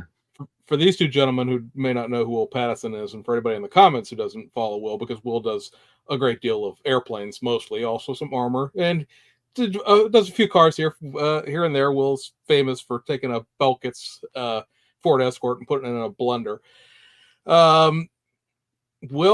I met Will online. I must have been 6 episodes into his channel, which has to be 7 or 8 years old at this point. And there was a gentleman named Andy Leaf who lives down in Texas. He ran a channel called Tactical Jackalope. I don't believe he's on YouTube anymore. And he had a Build It for YouTube contest, where it's basically going to be a photography contest when it comes right down to it. But it was called Top Speed. And so I was like, oh, race car guy, this is right up my alley. And so I started building that black McLaren that I showed you guys last week that everybody was like, you build models. Yeah, I do. And Will was building a P-51 air racer, like the Reno air racers, where it's all, you know, chrome and blinged out. Easy for me to say. And so Will was a motocross rider who had an accident in a race, became paralyzed, like almost a quadriplegic paralyzation, and is still dealing with mobility issues. And it was one of those things where, like, if this guy can get in and build, I have nothing to complain about. There's absolutely nothing going on in my life that is nearly as difficult as it is trying to make my hands function again. And he built this thing, had some issues with it, proceeded to create his own decals for it, proceeded to create his own vinyl masks for it, proceeded to, you know, lay down this perfect paint job on it. I promptly lost. I finished second. And it was like, geez, this guy's pretty talented. And so I've been friends with him ever since, and I've known Matt, and Matt has certainly been somebody who I've watched a lot of his videos. He's an airplane builder for the most part, who has taught me how to, I think a lot of people call it spraying tight, where it is you're using your airbrush to spray very small areas without masking off the entire surrounding zip code. And he'll go into these things where he's painting, you know, metal tones and putting smoke and things over top of the metal tones to variate the metal tones over these tiny little, they're 1/48 scale jet planes, and like just little panels are suddenly like magically different colors because you can't see the paint coming out of the airbrush. It's like it just magically develops into a different color, and he's not masking anything while he's doing it. Now he's using like a 0.15 needle on a one of the GSI Krios brushes, but still, like, these are two wildly talented people that I'm happy to call my friends, which I guess goes into my influences are, along with people like Moki Paints and A4 Garage and a lot of the other people we mentioned that are in the comments here. Sean, who are your influences since we're going around the room here? I was thinking about that. The guy that kind of comes to mind that I think had the biggest influence on me was Tom Woodruff. And Tom, if you don't know, was one of the originators of the NNL format. And I remember meeting him many years ago up at Toledo at an NNL, and it was the first one I went to. And I had seen his work in the pages of Scale Auto, and got to meet him and talking to him. And prior to that, I had gone to like model car contests, and I was into competitive modeling, and I probably was getting to a point where I wasn't really enjoying it all that much, because in order to compete, I felt like I had to put a lot of work into things that I wasn't passionate about doing, like wiring engines and doing work that I didn't really like. And I met him, and it kind of changed my perspective about model building, because he was just about model building for fun, just for the enjoyment of it. And he built he had neat ideas for things.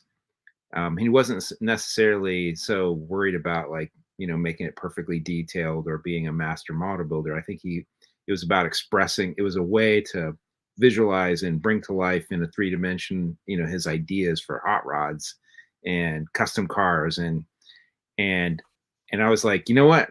He's got the right idea. He's just building for the enjoyment of it. It's not, I mean, he's a good model builder. He probably could win contests.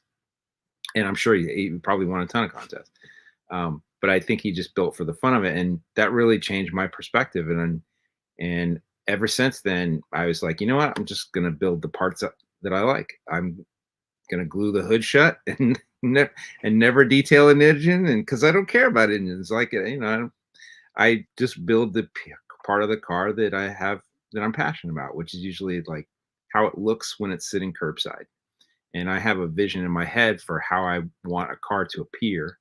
And as long as I can manifest that, and even like I feel like I plateaued at a certain skill level of model making, and I'm perfectly comfortable with that. Like, it's not my desire to be a master builder. That's not what I'm building for. I'm building to just for the enjoyment of expressing the vision that I have in my head and trying to get it into, something that's 3D that I can out of my head and something I can share with other people. And so, yeah, it was really a big influence on my style of building. You're not getting away from this, James. He's looking at. He's being all quiet up there in the top right, being like, no. So come on, don't call on me. Don't call on me. So Moki Paint is my hero at the moment. He builds, for those of you who don't know, he builds mostly Tamiya kits, and he builds them box stock to the best possible level, and that's all I can say. So he's my hero at the moment. Our friend John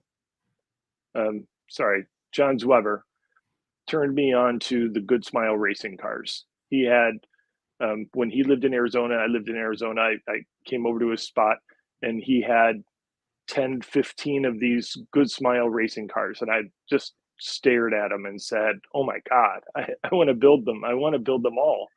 And I'm hooked. I'm hooked on all of them. And then I met Wen Ben, and now I have all the decals, and I have the kits. I just need the time to build them all. But I'm going to build every single one of them.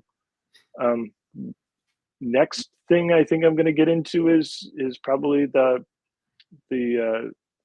Japanese cars, and I don't know who I'm going to follow with those, but I think that's where I'm going next. All right, Frank. So the last one for you personally here. Stealing a bit from the Plastic Posse podcast, Magnus Opus build. Your, be it one kit or perhaps a project that would be your your life's work accomplishment, so to speak. Obviously, it's not really, but the one thing that if you could build, you would, or a project. For me, I always reference. I have the kits and the decals to build a pretty much the entire winning lineup at the Macau Grand Prix from 1983 through the present day. And that would be my opus build, would be to build that series of race cars. So what would it be, Frank? 1974 Ford Galaxy 500 station wagon in green,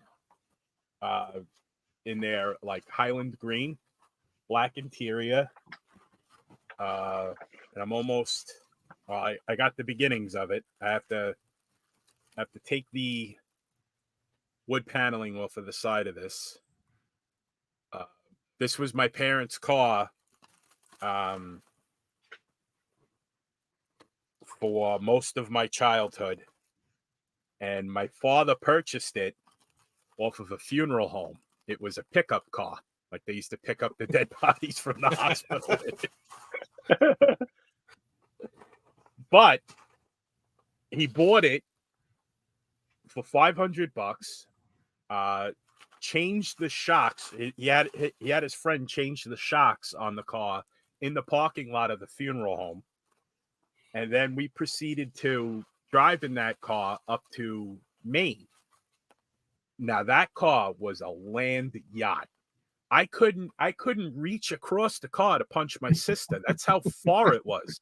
And we used to take trips out to, like, if you're from Long Island, you refer to people from New York City as Cityites. So we would take the Cityite trip every year out to the apple farms on the North Fork of Long Island.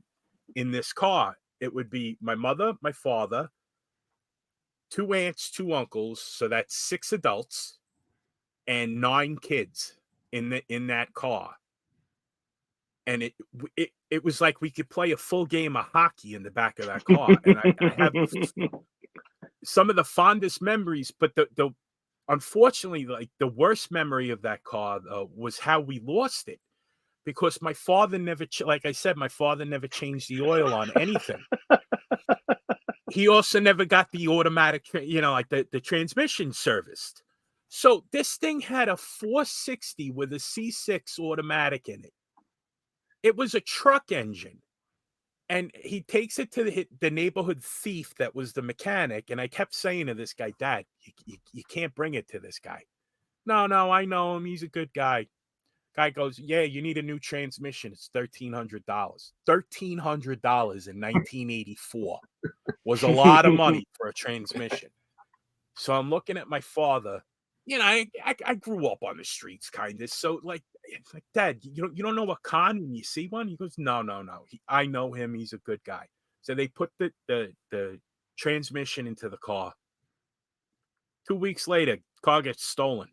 My mother comes back. She's holding bricks, like, because they were putting like a brick face behind the kitchen cabinets or whatever as like a backsplash. Somebody stole the car. I looked at my father. I go, gee, I wonder who that was. Somebody who knows maybe with brand new transmission in it. Oh, no, not that. Okay. I'll tell you what happened next, but I got to check the statute of limitations in New York State for criminal mischief.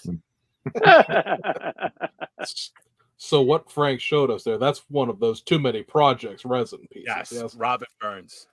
Yeah. His work is exquisite. It's really beautiful stuff. But this is going to be my retirement project when I retire from my current job. And I want to open up this hood and I want to get a 460 in there. And I'll take the wood paneling off. And I want this to be the model of that car, because there were a lot of memories in that. And given the time, I think I can get it done. Unfortunately, I'm sorry. I was going to ask, did it come with an interior, or what's your plan for the interior? my plan for the interior is obscenities and a possible return to drinking. Lots of sheet plastic. Yeah, lots of sheet plastic. I could probably cobble something together out of another wagon kit. There is a company in out of the Ukraine called Diolex, and he sells full 3D printed kits. This one's a 68, I believe. I believe this is a 68. But this is a full kit with an interior and a chassis plate. So, I keep looking at his page on eBay to see if he would come up with this. I mean, I love you, Mr. Burns, but if this guy makes this, it'll be on eBay real cheap. Is the AMT's 60 or there's a 70 4-door, right? Is that any of that usable? Probably, yeah, probably. I think the wheelbases are similar. A lot of people use also Revell's Torino. Okay.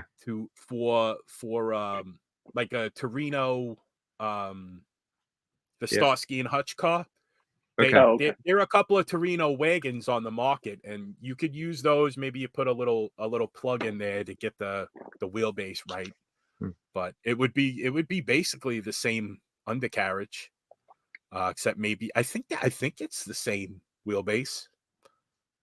I don't. Oh, we lost. What happened to our host? James, come back. I'm sorry. I'll shut up. Scared him off. Yeah. No, that looks like a super cool project. I can't wait to get it started. I'm looking forward to retirement very much. Been a lot of years out in the cold. Robert Burns was at the NNL, and I was drooling over his table, and I had money in my pocket. If he'd had the car I wanted, I would have bought something, but unfortunately, he didn't have the thing that I really wanted, so I didn't pull the trigger yet. But what are you looking for? And C1 was right next to him. He's got a whole series of G bodies, the Colonnade. And I really would like to get like the 73 GTO or the Grand Am. Right. Nice. He didn't have one hand, or I probably would have took it home. If I ever see like a 76 Mercury Brougham or like the upscale 2-door LTD, I'm getting one of those because I love those cars. Remember Uncle Buck, his car? Yeah. I'd love to build one of those. I would love to build one of those. I love that movie. It was one of my favorite movies. I love John Candy. I miss him so much. Can you imagine how much laughs we would have had if he was still around? Like how many more movies he would? Oh, what a delight! What a delight! Hey, I had a question for you guys. Since we were all at the NNL, I'd like to know what was your favorite model that you saw there? Is it hack to say Randy Dare's Corvette? I mean, I realize that thing's won Best of Show at GSL and everything, and it's not necessarily the newest build out there, but I mean, at some point during the day he took all the body panels off of it, and it just kept getting better and better the longer the day went. It was like, oh, this is really impressive, and then this came off of it, and like, oh, that's wow, and then the whole body came off of it, and you're just sitting there going, oh my, okay, this is that level of modeling that I personally will never obtain. And again, the nicest person on the face of the planet. Now he was trying to talk James and Marcos into judging at a model contest, which was a failed effort. And as somebody who's the head automotive judge in an IPMS chapter, I'm on Randy's side. You got to get you guys out to judge some point. But yeah, that and Kolenkowicz's custom stuff was out there. It's first. I mean, Tim's one of those people that I knew of, but I'm the worst person with names. I mean, I know Frank because Frank said his Frank from Frank's Model Works 85 times in the last 3 months on my YouTube feed. But otherwise, I'd walk up to Frank and be like, "Oh yeah, that's the guy with that funny accent that I talked to in Jersey last year." I famously didn't know people in my own club's name for the longest time, even though like they were in a meeting every time, because you don't walk up to people and be like, "Hi, I'm so and so" at your club meeting. You show Right. up and you're like, "Oh, we're hanging out with these people." Like, oh, so Tim was one of those people where like I know who Tim is, but now that I've seen his builds, oh, okay, yeah, sure. Marcos had some stuff on the table. It was really nice. I mean, we put out these. If you got one and you haven't contacted us, and like only 3 people have, so it didn't go over quite as well as I hoped it would. But if we put down a little business card next to your model, it didn't necessarily mean that we in real time wanted to sit down and talk to you about the model. What we wanted to do was put you down here in the interview chair and talk to you about your models and your whole I don't want to say life history because we don't have time for that. Yeah, we want to talk about your story, how you got started, what you build, what your whole modus operandi of that whole thing is. But yeah, I mean, I took pictures of probably 20 things or so, which and I went back and looked at them, and like half of them were Randy Dare's Corvettes. So yeah, that one for me, I'm sticking with Randy Dare's Corvette. Final answer at One Best of Show at NNL East, which is a show that doesn't have awards. So yeah, that's always Randy's Corvette, I think, defines what James Tester was saying about each part being a model within itself. Like his Corvette is 1,000 models in one model. Agree. Totally agree. I'm gonna go out on and Randy is the nicest guy ever. He really is. Genuine. There was a young man named Lewis. I forget his last name. Very respectful young man. I mean, whoever raised this young gentleman did a wonderful job, because he called this dirtbag me. He called me sir. I introduced myself to him. He had a red Pro Sport Pro Stock Vega on the table that it was like a candy red with gold decals. That if that's what he's building, and he looked like he was maybe early 20s. If that's what he's building now, I want to live to 85 to see what he builds at my age. Yeah. I want to see his and also Dylan Thomas from NYS Oh, for Modeling. sure. If I actually I introduced myself to him as well. When I first started watching his channel, it was in 2021. He's the one that made me try 2K Clear for the first time, watching his tutorial, and it actually got me through it. And then I realized after I woke up, I need a respirator also, because that is really nasty stuff. It is. But Dylan put that green Volkswagen on the table. That stood out. Anything from Marcos Cruz, his paint is just, it's like unreal. Go ahead, say it. It's like butter. Yeah, it is. It is like butter. Yeah. Also a super nice guy, Marco. I had a chance to talk to him a little bit, and very cool guy. Yeah, I use his method when I do a vinyl top. His is the best method out there, and it uses two different types of evergreen styrene, and then painting it from far away. The only thing that I do to modify his method is I'll use texture lacquer from MCW, but when I see, not that it annoys me, but when people use masking tape, you can get convincing results out of masking tape to put a vinyl top on, but 30 years, oh, there you go. My guy. Wait, I want to see a model that has masking tape like 30, 40 years from now. I think, oh, there's another one. What is he down in the comments seeing if he can make me drool?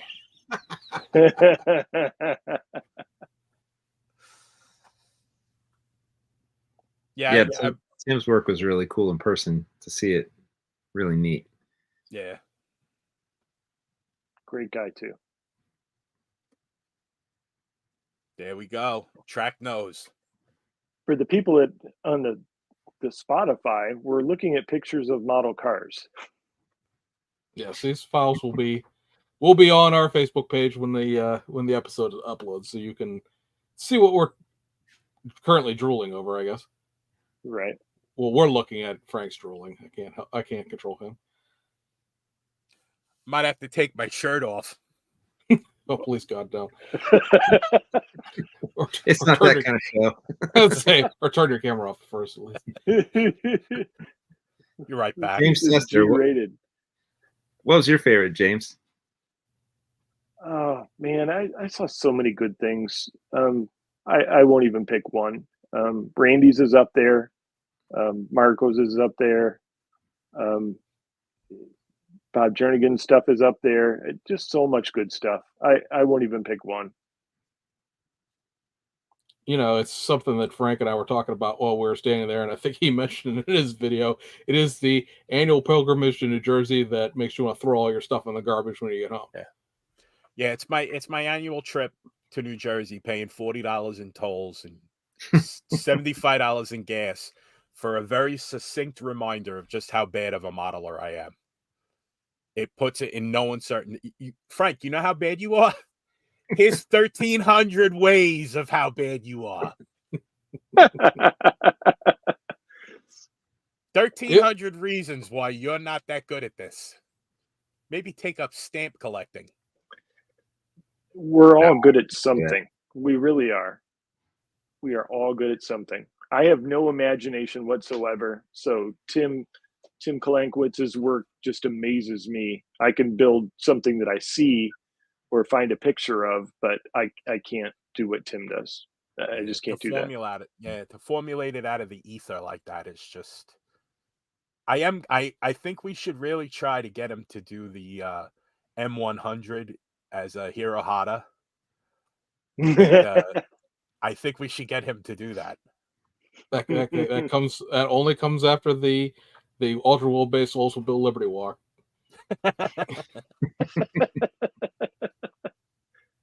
So something else. Oh, go ahead, Sean.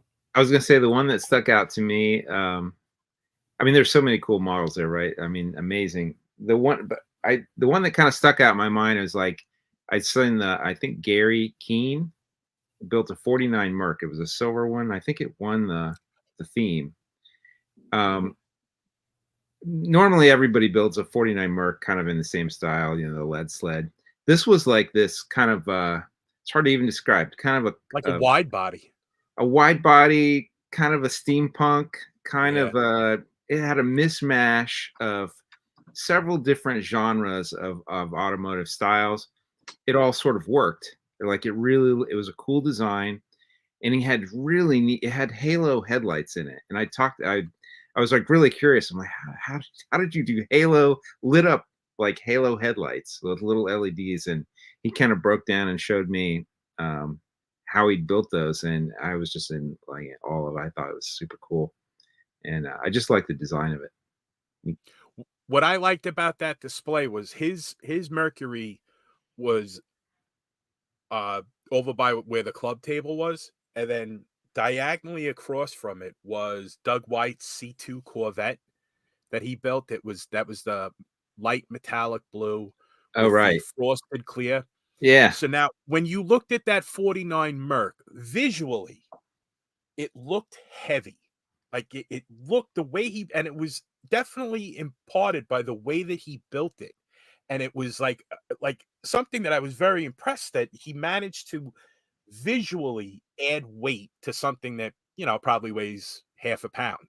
Mm-hmm. Where Doug's, if you looked at Doug's, probably weighed the same, physically weighed the same, had the same mass as the Mercury, but it looked lighter. It looked like it was featherish and almost made out of graphene, so that like if you blew in its direction, you might knock it over. And I actually said that to Doug, and he goes, if you want, you could pick it up. I didn't think no, I don't want to pick it. I don't want to touch it. I want to go near it. This klutz? Are you kidding me? and you go flying across. One of the things I noticed, and I don't want to tell tales out of school, but when I was one of the things I learned setting up the tables was that every single leg in that place had to be checked, because there was sometimes when we were lifting them up to put the PVC underneath, the other end would collapse. And I'm saying to the guy that I'm setting the tables up with, I go, could you imagine what would happen if one of these things went down? And then I started having like a panic attack. And then I'm like, I'm going back and the guy announced, all right, 5 minutes to showtime. And I'm like, I'm hitting the legs, making sure.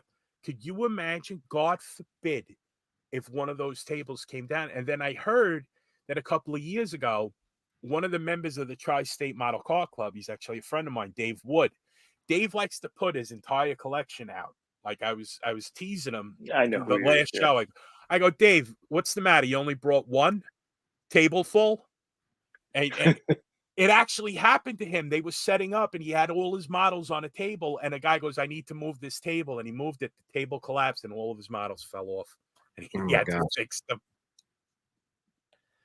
And Dave builds well. I mean, it's not like a table full of my garbage. like people like whoever knocked the table with my stuff on, you'd see like somebody, you'd see James Duff slipping the guy a 20. Good job. I don't know. This would take a 20. job. I forgot I got that for 10. Get them next year. It's going to be all Mustangs. Yeah, that's right. So one thing. Go ahead, Frank. Finish. And a couple of Porsches.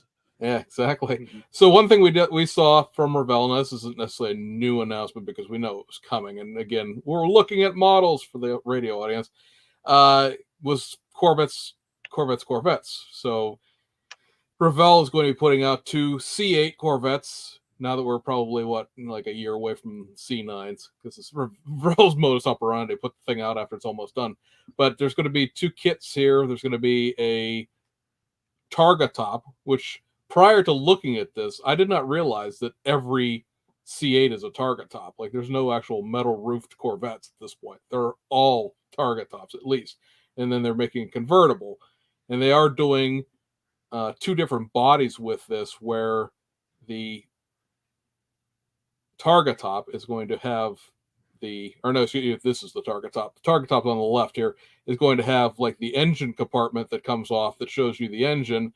And then the convertible is going to have this bigger piece with the sort of the engine clear through, so the whole thing will tip up. So it's interesting. They're giving you both options, and that they actually went out and made 2 different style of rear hatch access. It's going to have right-hand drive for any folks in the UK or Australia who may watch this back at some later date. Apparently, from what I was reading, this is the first Corvette since 1953 that's coming out of the factory with right-hand drive. That in previous years it was Australia, Japan, wherever, those were conversions done in country. Once the cars were shipped over, they were converted in country. So for folks that do that sort of thing, having that option in the kit, I'm sure we'll sell a few. It'll get released, of course, by Revell Germany as well as here in a regular North American box. So it'll be a global kit for all to enjoy. I don't know if anybody even cares about Corvettes anymore. What do you guys think? Sold. Anybody put me down for a convertible? Sold. I'll build a convertible. It looks like a nice kit. I'm a C8 hater. So really, yeah, the engine's in the wrong end. That's not a Corvette. Sorry. I know the comments will probably go in fire, but yeah, no. They never need it. Buying 5. They never put an engine in a Corvette in the rear. It's supposed to go in the front. So there you go. Nice kit though. I was looking at it on the table. Very cool kit, and maybe I will buy one and put the engine where it's supposed to be. You will too. I know you will. Or an altered wheelbase gasser. Throw some liberals on it. There you go. Target top, probably. I don't think I need both. Okay. Or 4 or 10 of them. Yeah. So the question du jour of NNL, of course, would be 2 giant rooms full of stuffs for sale. We'll start with our guest down below here, Frank. What broke your wallet at the NNL East, if anything? The Gulf Station at exit 60 on Long Island Expressway. Every restaurant between here and every time I go to Jersey, I like to pick up a couple of cougars.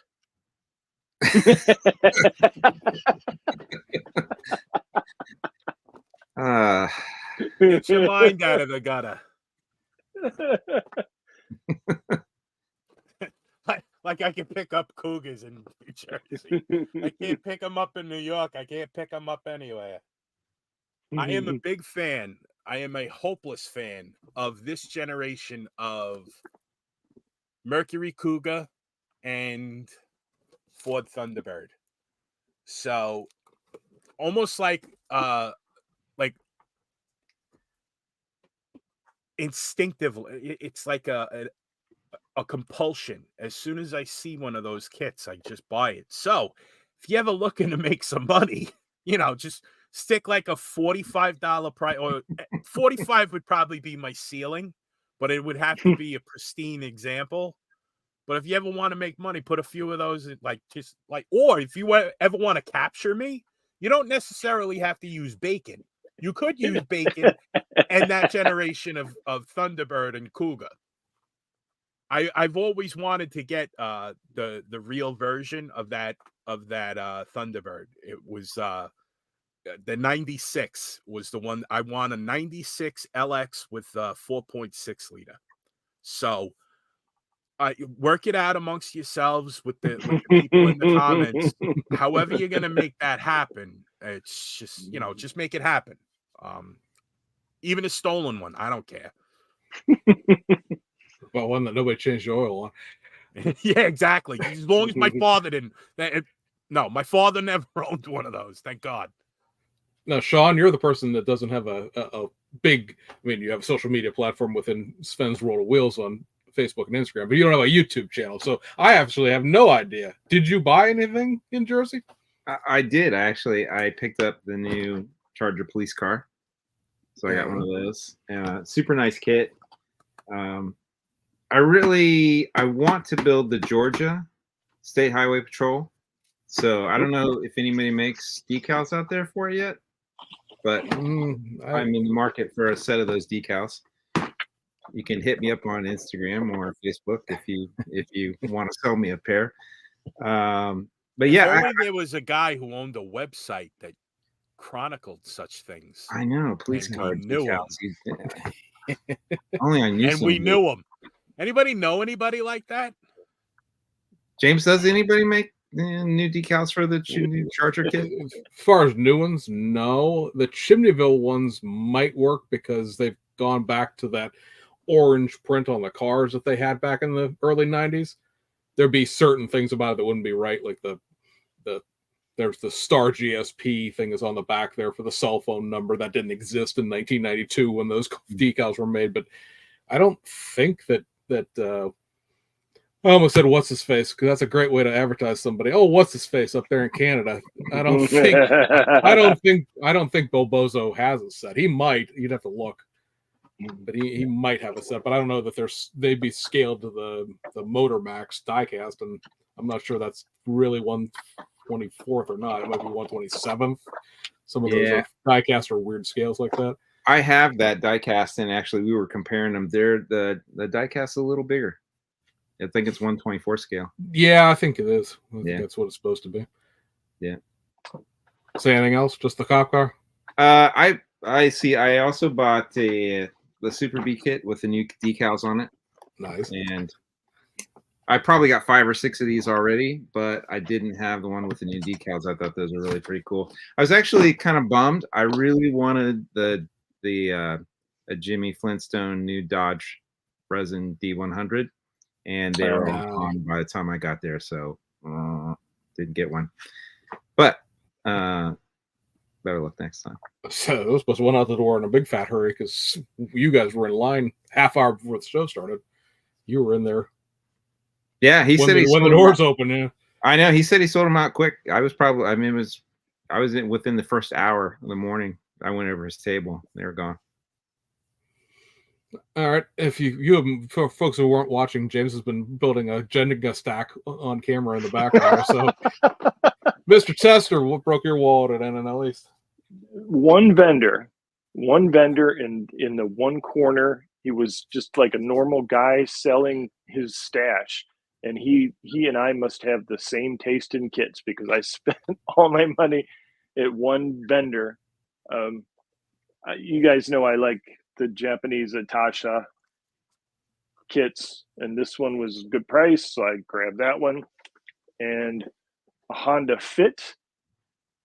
I have big plans for this one. You guys, James knows. All right, this is the decaled, many decaled Honda Fit. Yeah, lots of decals for that.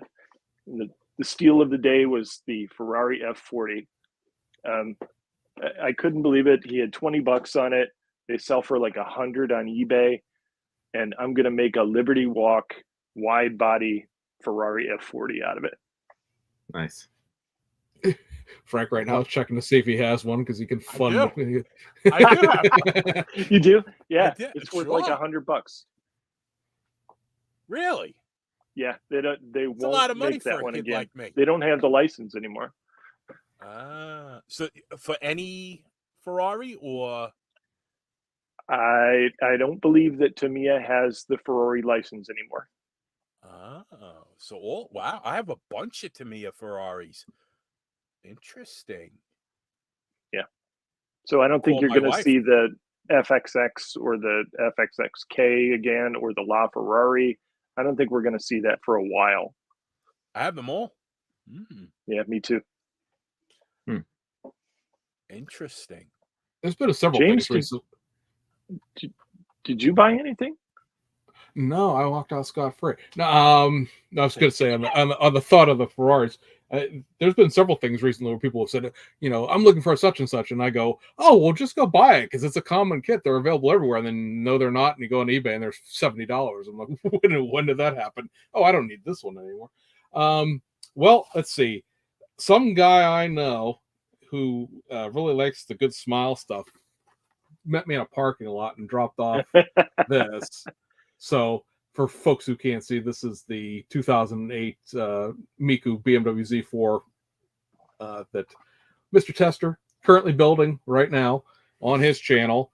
I ordered one when these were pre-released, I guess, technically speaking, and it came with James's shipment of stuff. So New Jersey was the first time we had a chance to meet up, and I could claim this and a couple of sheets of decals that I won't go into. And then the stuff I bought would be the stuff that you would never think I would buy because I'm the Japanese kit guy, right? So I was wandering around and I found I just sold my last one because I knew this was coming. So I picked up and promptly threw on the floor the 57 Ford Del Rio Hidden Valley Ranch wagon. I haven't opened it yet to see what the quote unquote chrome speed parts are supposed to be, but this has the whole supercharger setup for the engine, which is a problem the 57s had, where some had parts of it, some had other parts of it, and only the NASCAR kit had the whole thing. So it's all in the station wagon, which is, I think it's a great sleeper wagon, right? Who has a supercharged station wagon? So that's the general idea for that. I picked up the 68 Ford F-250 Custom Cab Mobius 4 because I have all the rest of them. This one I didn't have, so now I have them all. I'm sure that'll end up on the bench sometime, and then time the Ice Age rolls around. I picked up the reissue of the Ford Tudor, the Revell kits. Those were getting money on eBay. They were getting money for those things before that. Yeah, the old 2007 issue of them. Yeah, they were up there. This has the Halibran wheels that were in the 32 Roadster kit. Stacy David, that one. No, the Highboy, the one that came out, the red one. I say these are all part of the 32 Ford series that started in the late 90s. I don't know if that means that the Highboy Roadster doesn't exist anymore, or if they've truly decided to make these modular in the sense of taking the parts and moving them around, because the Stacy David kit and then the 32 Ford that they did to Stacy David, that kit that they put the Duval windshield in, that's its own tooling. They ran out of insert room on the original tool, so they had to make a new one. That's why that kit has a slot for the brake booster, but doesn't actually have a brake booster, because oops, we forgot to put that in the kit. This is based on the original one, and like I said, with these wheels, they've never swapped it. I mean, there must be, I don't know, guys, we come up with a number here, but there has to be 8 different engines that this thing has altogether, between the modern, 302 Mustang engine, the older 302, right. Say the Hemi. This has a flathead in it. Like, there's a whole, I don't know if they're going to start mixing and matching beyond that to sort of, because the 3 window hasn't been out since 2007. The 5 window was out not too terribly long ago, but will they mix and match more? Who knows? Tune in to this channel for more details. Picked up the Foose 65 Impala only because I had the original one in the great big box that Monogram put out, and it was just toasty, old, beyond all relief. So I got another one because I still like 65 Impalas. This was my steal of the day, 56 Nomad in the later 2011 boxing. Again, I had the original Monogram kit. These are ridiculously expensive. These are going for like $50, $60, $70 on eBay, because it's 13 years old now. And the guy, I got this for like 25. The guy was like, I can get more for that on eBay. I'm like, yeah, you could, but then eBay would take like 15-20% off the top. So let me take that money off the top right here, right now. And I think we settled on 30, which I figured $30 is what I paid for those brand new kits. So that was a reasonable price. I could get 35 on eBay and a knuckle sandwich. And then the last thing I picked up at NNL East is the 50 Ford F1. Again, I had the original big box Monogram kit. At some point, I think it was the lowrider version, they put in the Arden flathead parts into it, which weren't in the original kit, and that's what I kind of wanted, was the speed parts for it. I think it's got like 3 sets of wheels in it, which are whatever. But I wanted the engine parts more than anything, and like I said, I sold the original one. And yeah, so I walked out of NNL East with 6 American model kits, and then I'm disappointed. That's it. And then just recently, just so people wouldn't lose faith in me, I grabbed the Alpha model LaFerrari Aperta, or the LaFerrari, because we didn't actually bother to spell that, in the way that it's LA with a capital F. Our kits are licensed. Shoot, they are. And so, yeah, I have a nice $150 resin. Yourself. That's right. I redeemed myself in the most expensive way possible. And actually, as we were gathering for this podcast, I was buying a Gazoo Corolla. So, how much do those Alpha model kits go for? If you can get them when they're fresh and new, they're 160 plus shipping. So that face. I'm with you, Frank. These guys are in different class than I am. I'll tell you. You know what? I should call my wife down here. Tell her $160. She's getting off easy. Exactly. Yeah. And she gets to walk around with this on her arm. Where did you find a GR? Up in Canada. Same guy I got that RS6 from. Who's texting me now going, I wish I hadn't sold that for you. I have somebody else who wants one. I just want to pay more than you did. I said, well, that's tough. You sold it to me. It's mine now. You can't get in line behind Mr. Chester at the estate sale. Play your cards right. Maybe it'll come your way. Yeah, that was a good trip for me, because several of those last three are kits that I've been trying to replace now for a while. They were things that I thought the local hobby shop had in stock still, and turned out they didn't. I didn't realize the Nomad was as old as it was. I thought it was a newer release in 2011. And so grabbing all of those, I mean, that's 6 kits at $30 a piece. So that's $180. That's more than this cost. So that's a bargain. I have a question for you guys. Do you guys have a go-to local hobby shop? Sean? Yes and no.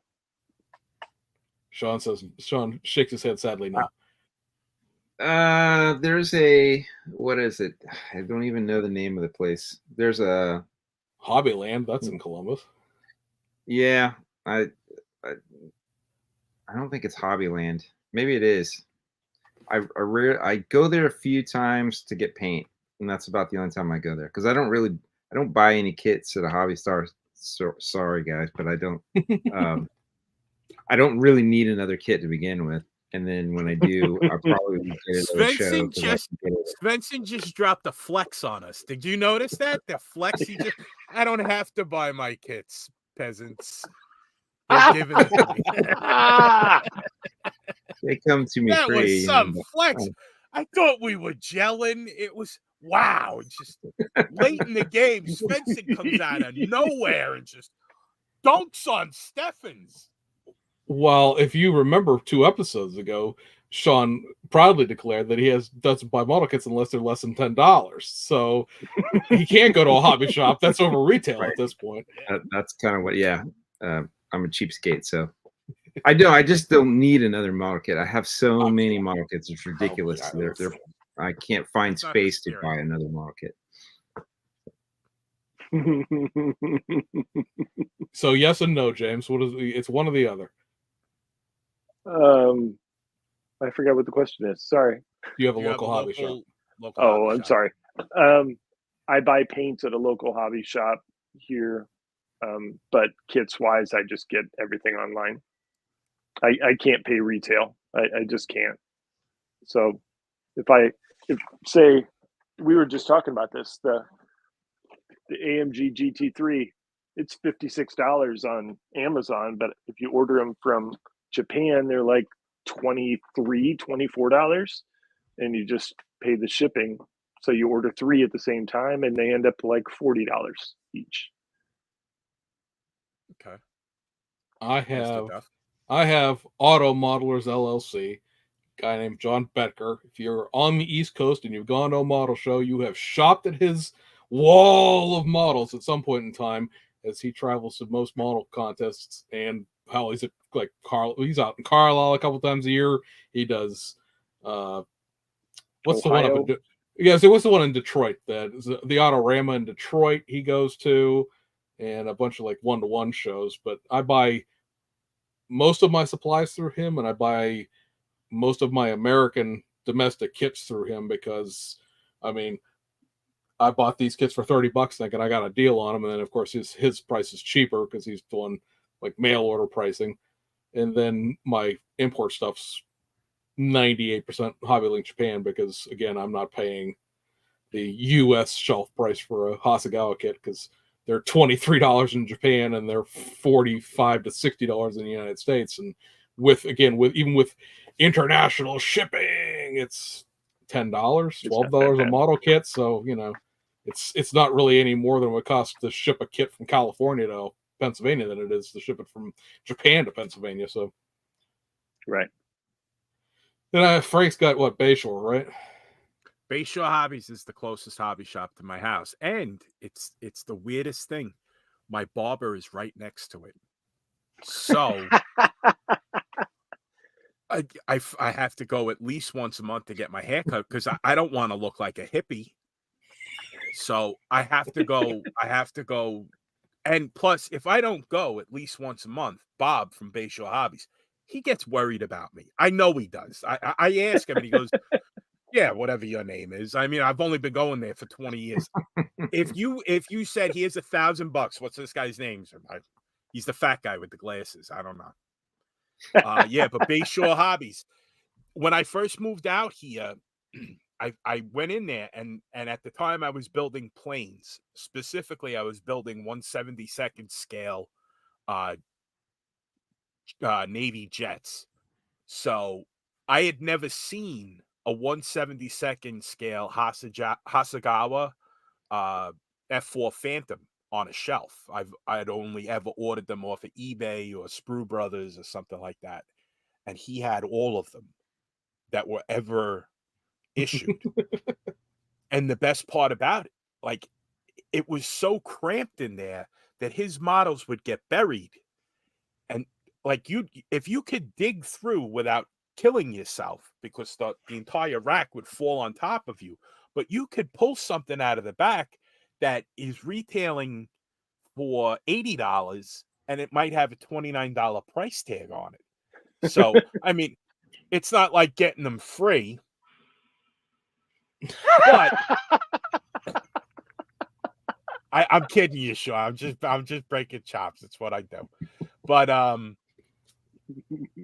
$29 is not bad for one of those kits. And you know, I used to find some pretty rare stuff. A couple of years ago, they had Justice Girls clothing store that was like 3 times as wide, but as deep as his store. And he waited. They went out of business. He waited, and it was empty long enough that the landlord for the subdivision that he was in said, "All right, you know, the rent was the right price." He moved in, and now it's literally anything you could think of in terms of the hobby. So he has Warhammer, radio control, everything. He's got shelves of cars. It's everything. As soon as it comes out, he gets it.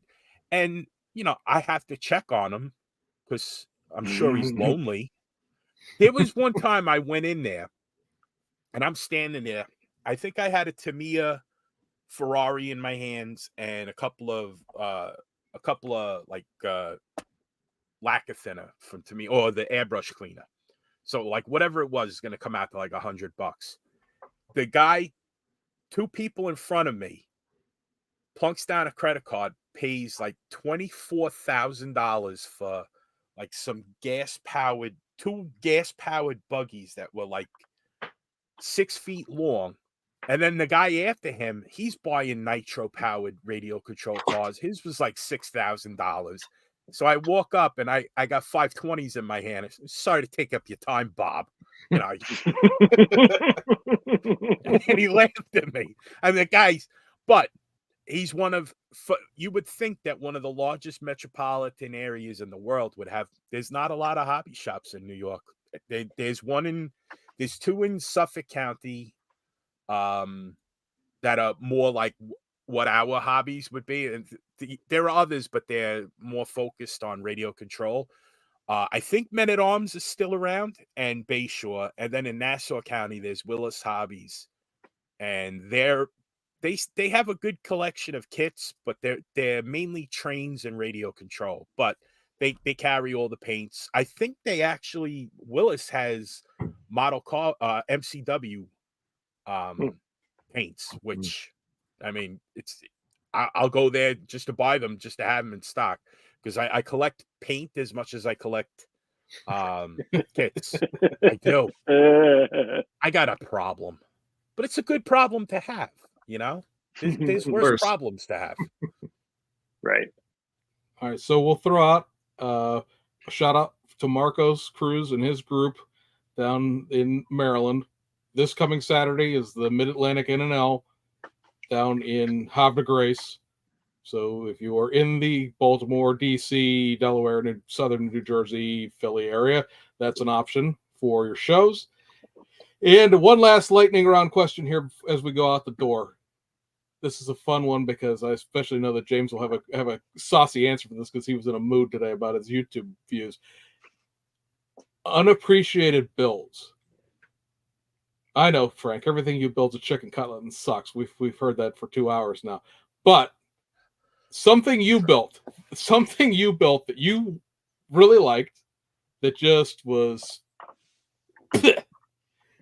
it just never got the recognition. Well, recognition is like a lofty term, but never got a recognition or the not so much viewership. You're too new to have a big long history on YouTube, but like something that just never got the recognition you thought it deserved. And Mr. Tester's already grabbed something off the shelf. He's already loaded up there. I'm ready. I know it's fun for you. You'll just go like, well, that last thing didn't get any views on YouTube. That's unappreciated. Oh, no, that doesn't. No. Let Mr. Oh, I got it. Is that a diorama? What am I supposed to do with this? It's got like a big. It's got like a boom. It's got like a boomstick on it and everything. What am I supposed to do with this? Yeah, I would say. Well, that one actually did well at a contest, but it was a lot more work than I thought I would get out of it. It took me the entire lockdown of the pandemic to do. Wow. And I was home. I was home because I got sick. I was home for almost 3 months, every day, hours and hours a day. And you know who likes it the least? I don't like it.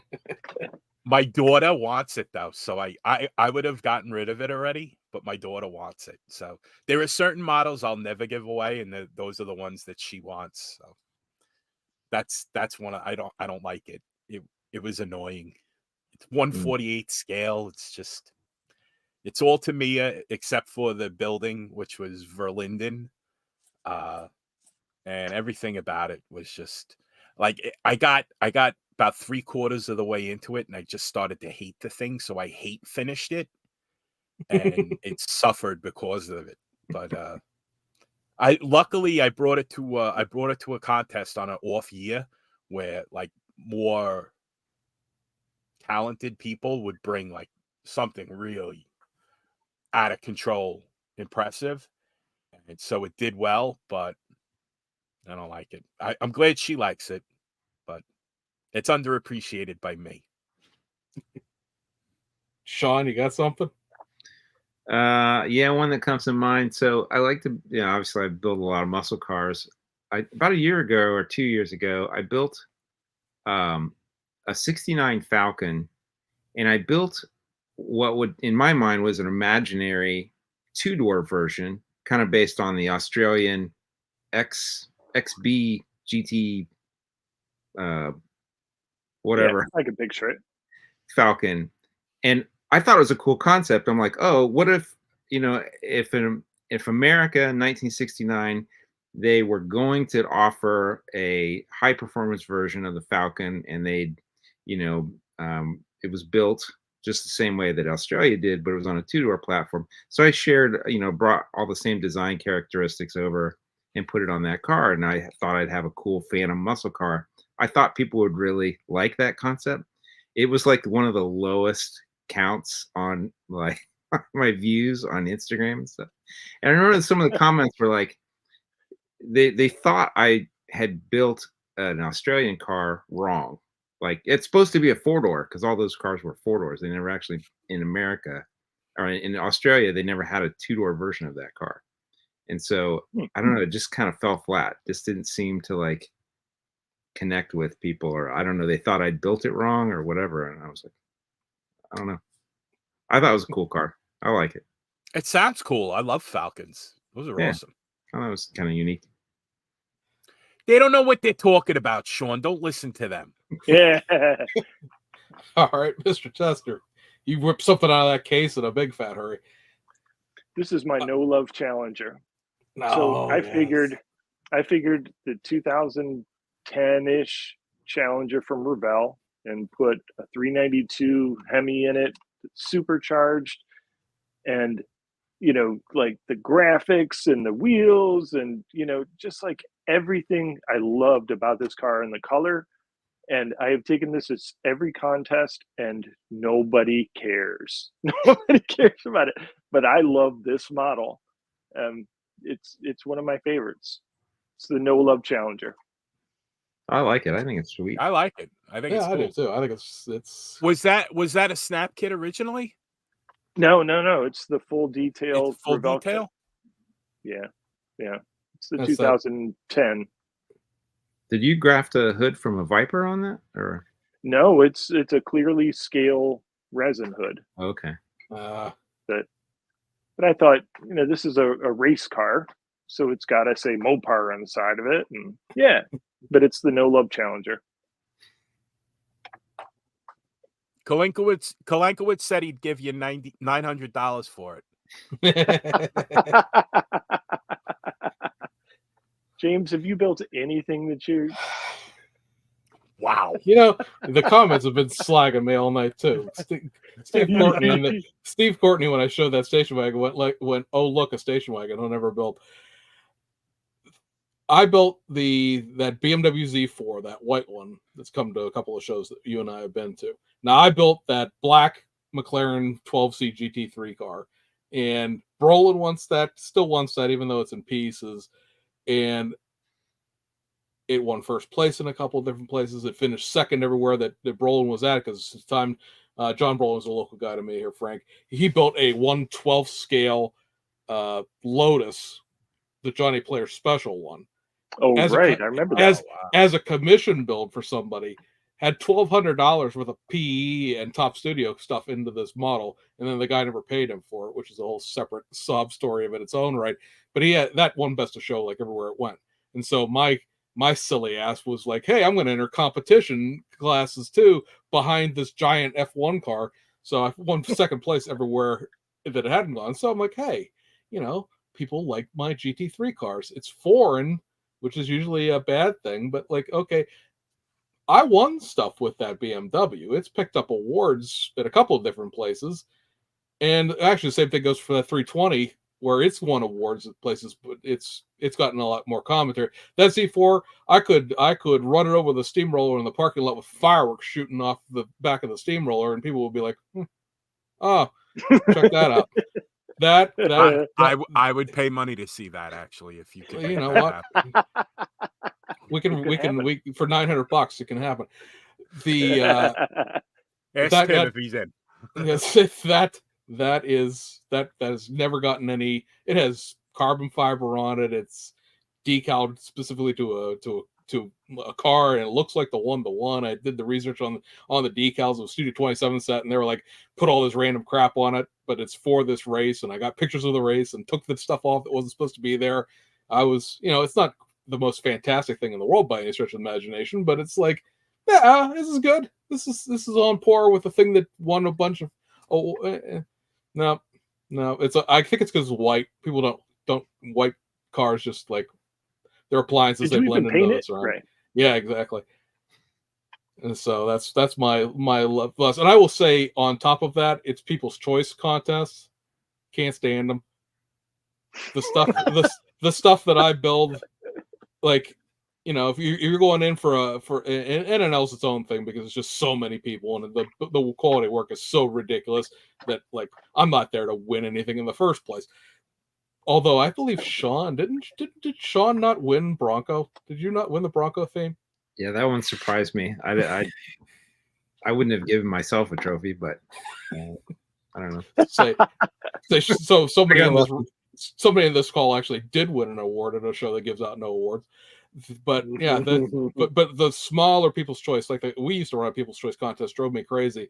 Or the NNLs that have the top 10, top 20, where it's like, well, we don't give out awards because it's NNL, but people complain that we don't give out awards, so now we give out 10 of them. And it's like, look, either judge it or don't. But my stuff universally gets absolutely no. I've literally not placed in a People's Choice contest that had 4 entries in competition, so I was the loser of 4. I wouldn't win. I wouldn't win a People's Choice in this house. I mean, you could come over if you want. Bring your stuff. You're gonna win. You want a plaque? Just come to the Steffens house. You'll get one. All right, boys and girls, that was a good one.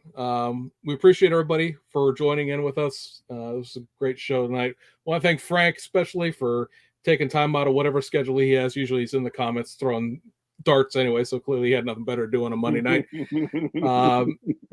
For folks listening on the podcast, all of his socials will be in the show notes.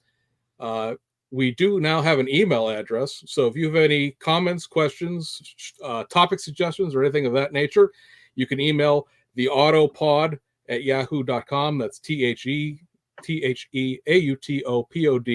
the Autopod at yahoo.com. Also, we like to say that if you're listening to this on the podcast platform of your choice, to give us a 5-star rating if you enjoyed the show. That certainly helps spread us further in the algorithm as we actually start putting the shows out online. We do record these shows live on YouTube every other Monday. Check our channel listings, which again will be in the show notes for that. If you're on a podcast platform that doesn't do reviews like iHeart, which is what I use for my podcast, then subscribe to the podcast, follow it so you always get the latest drops when they show up. And that subscription is how they keep track of what's popular, and it'll put us further out in those algorithms as well. So again, for myself, Frank, Sean, James, thank you all for joining us tonight, and we'll see you guys on the other side. Yeah. Thanks, everyone.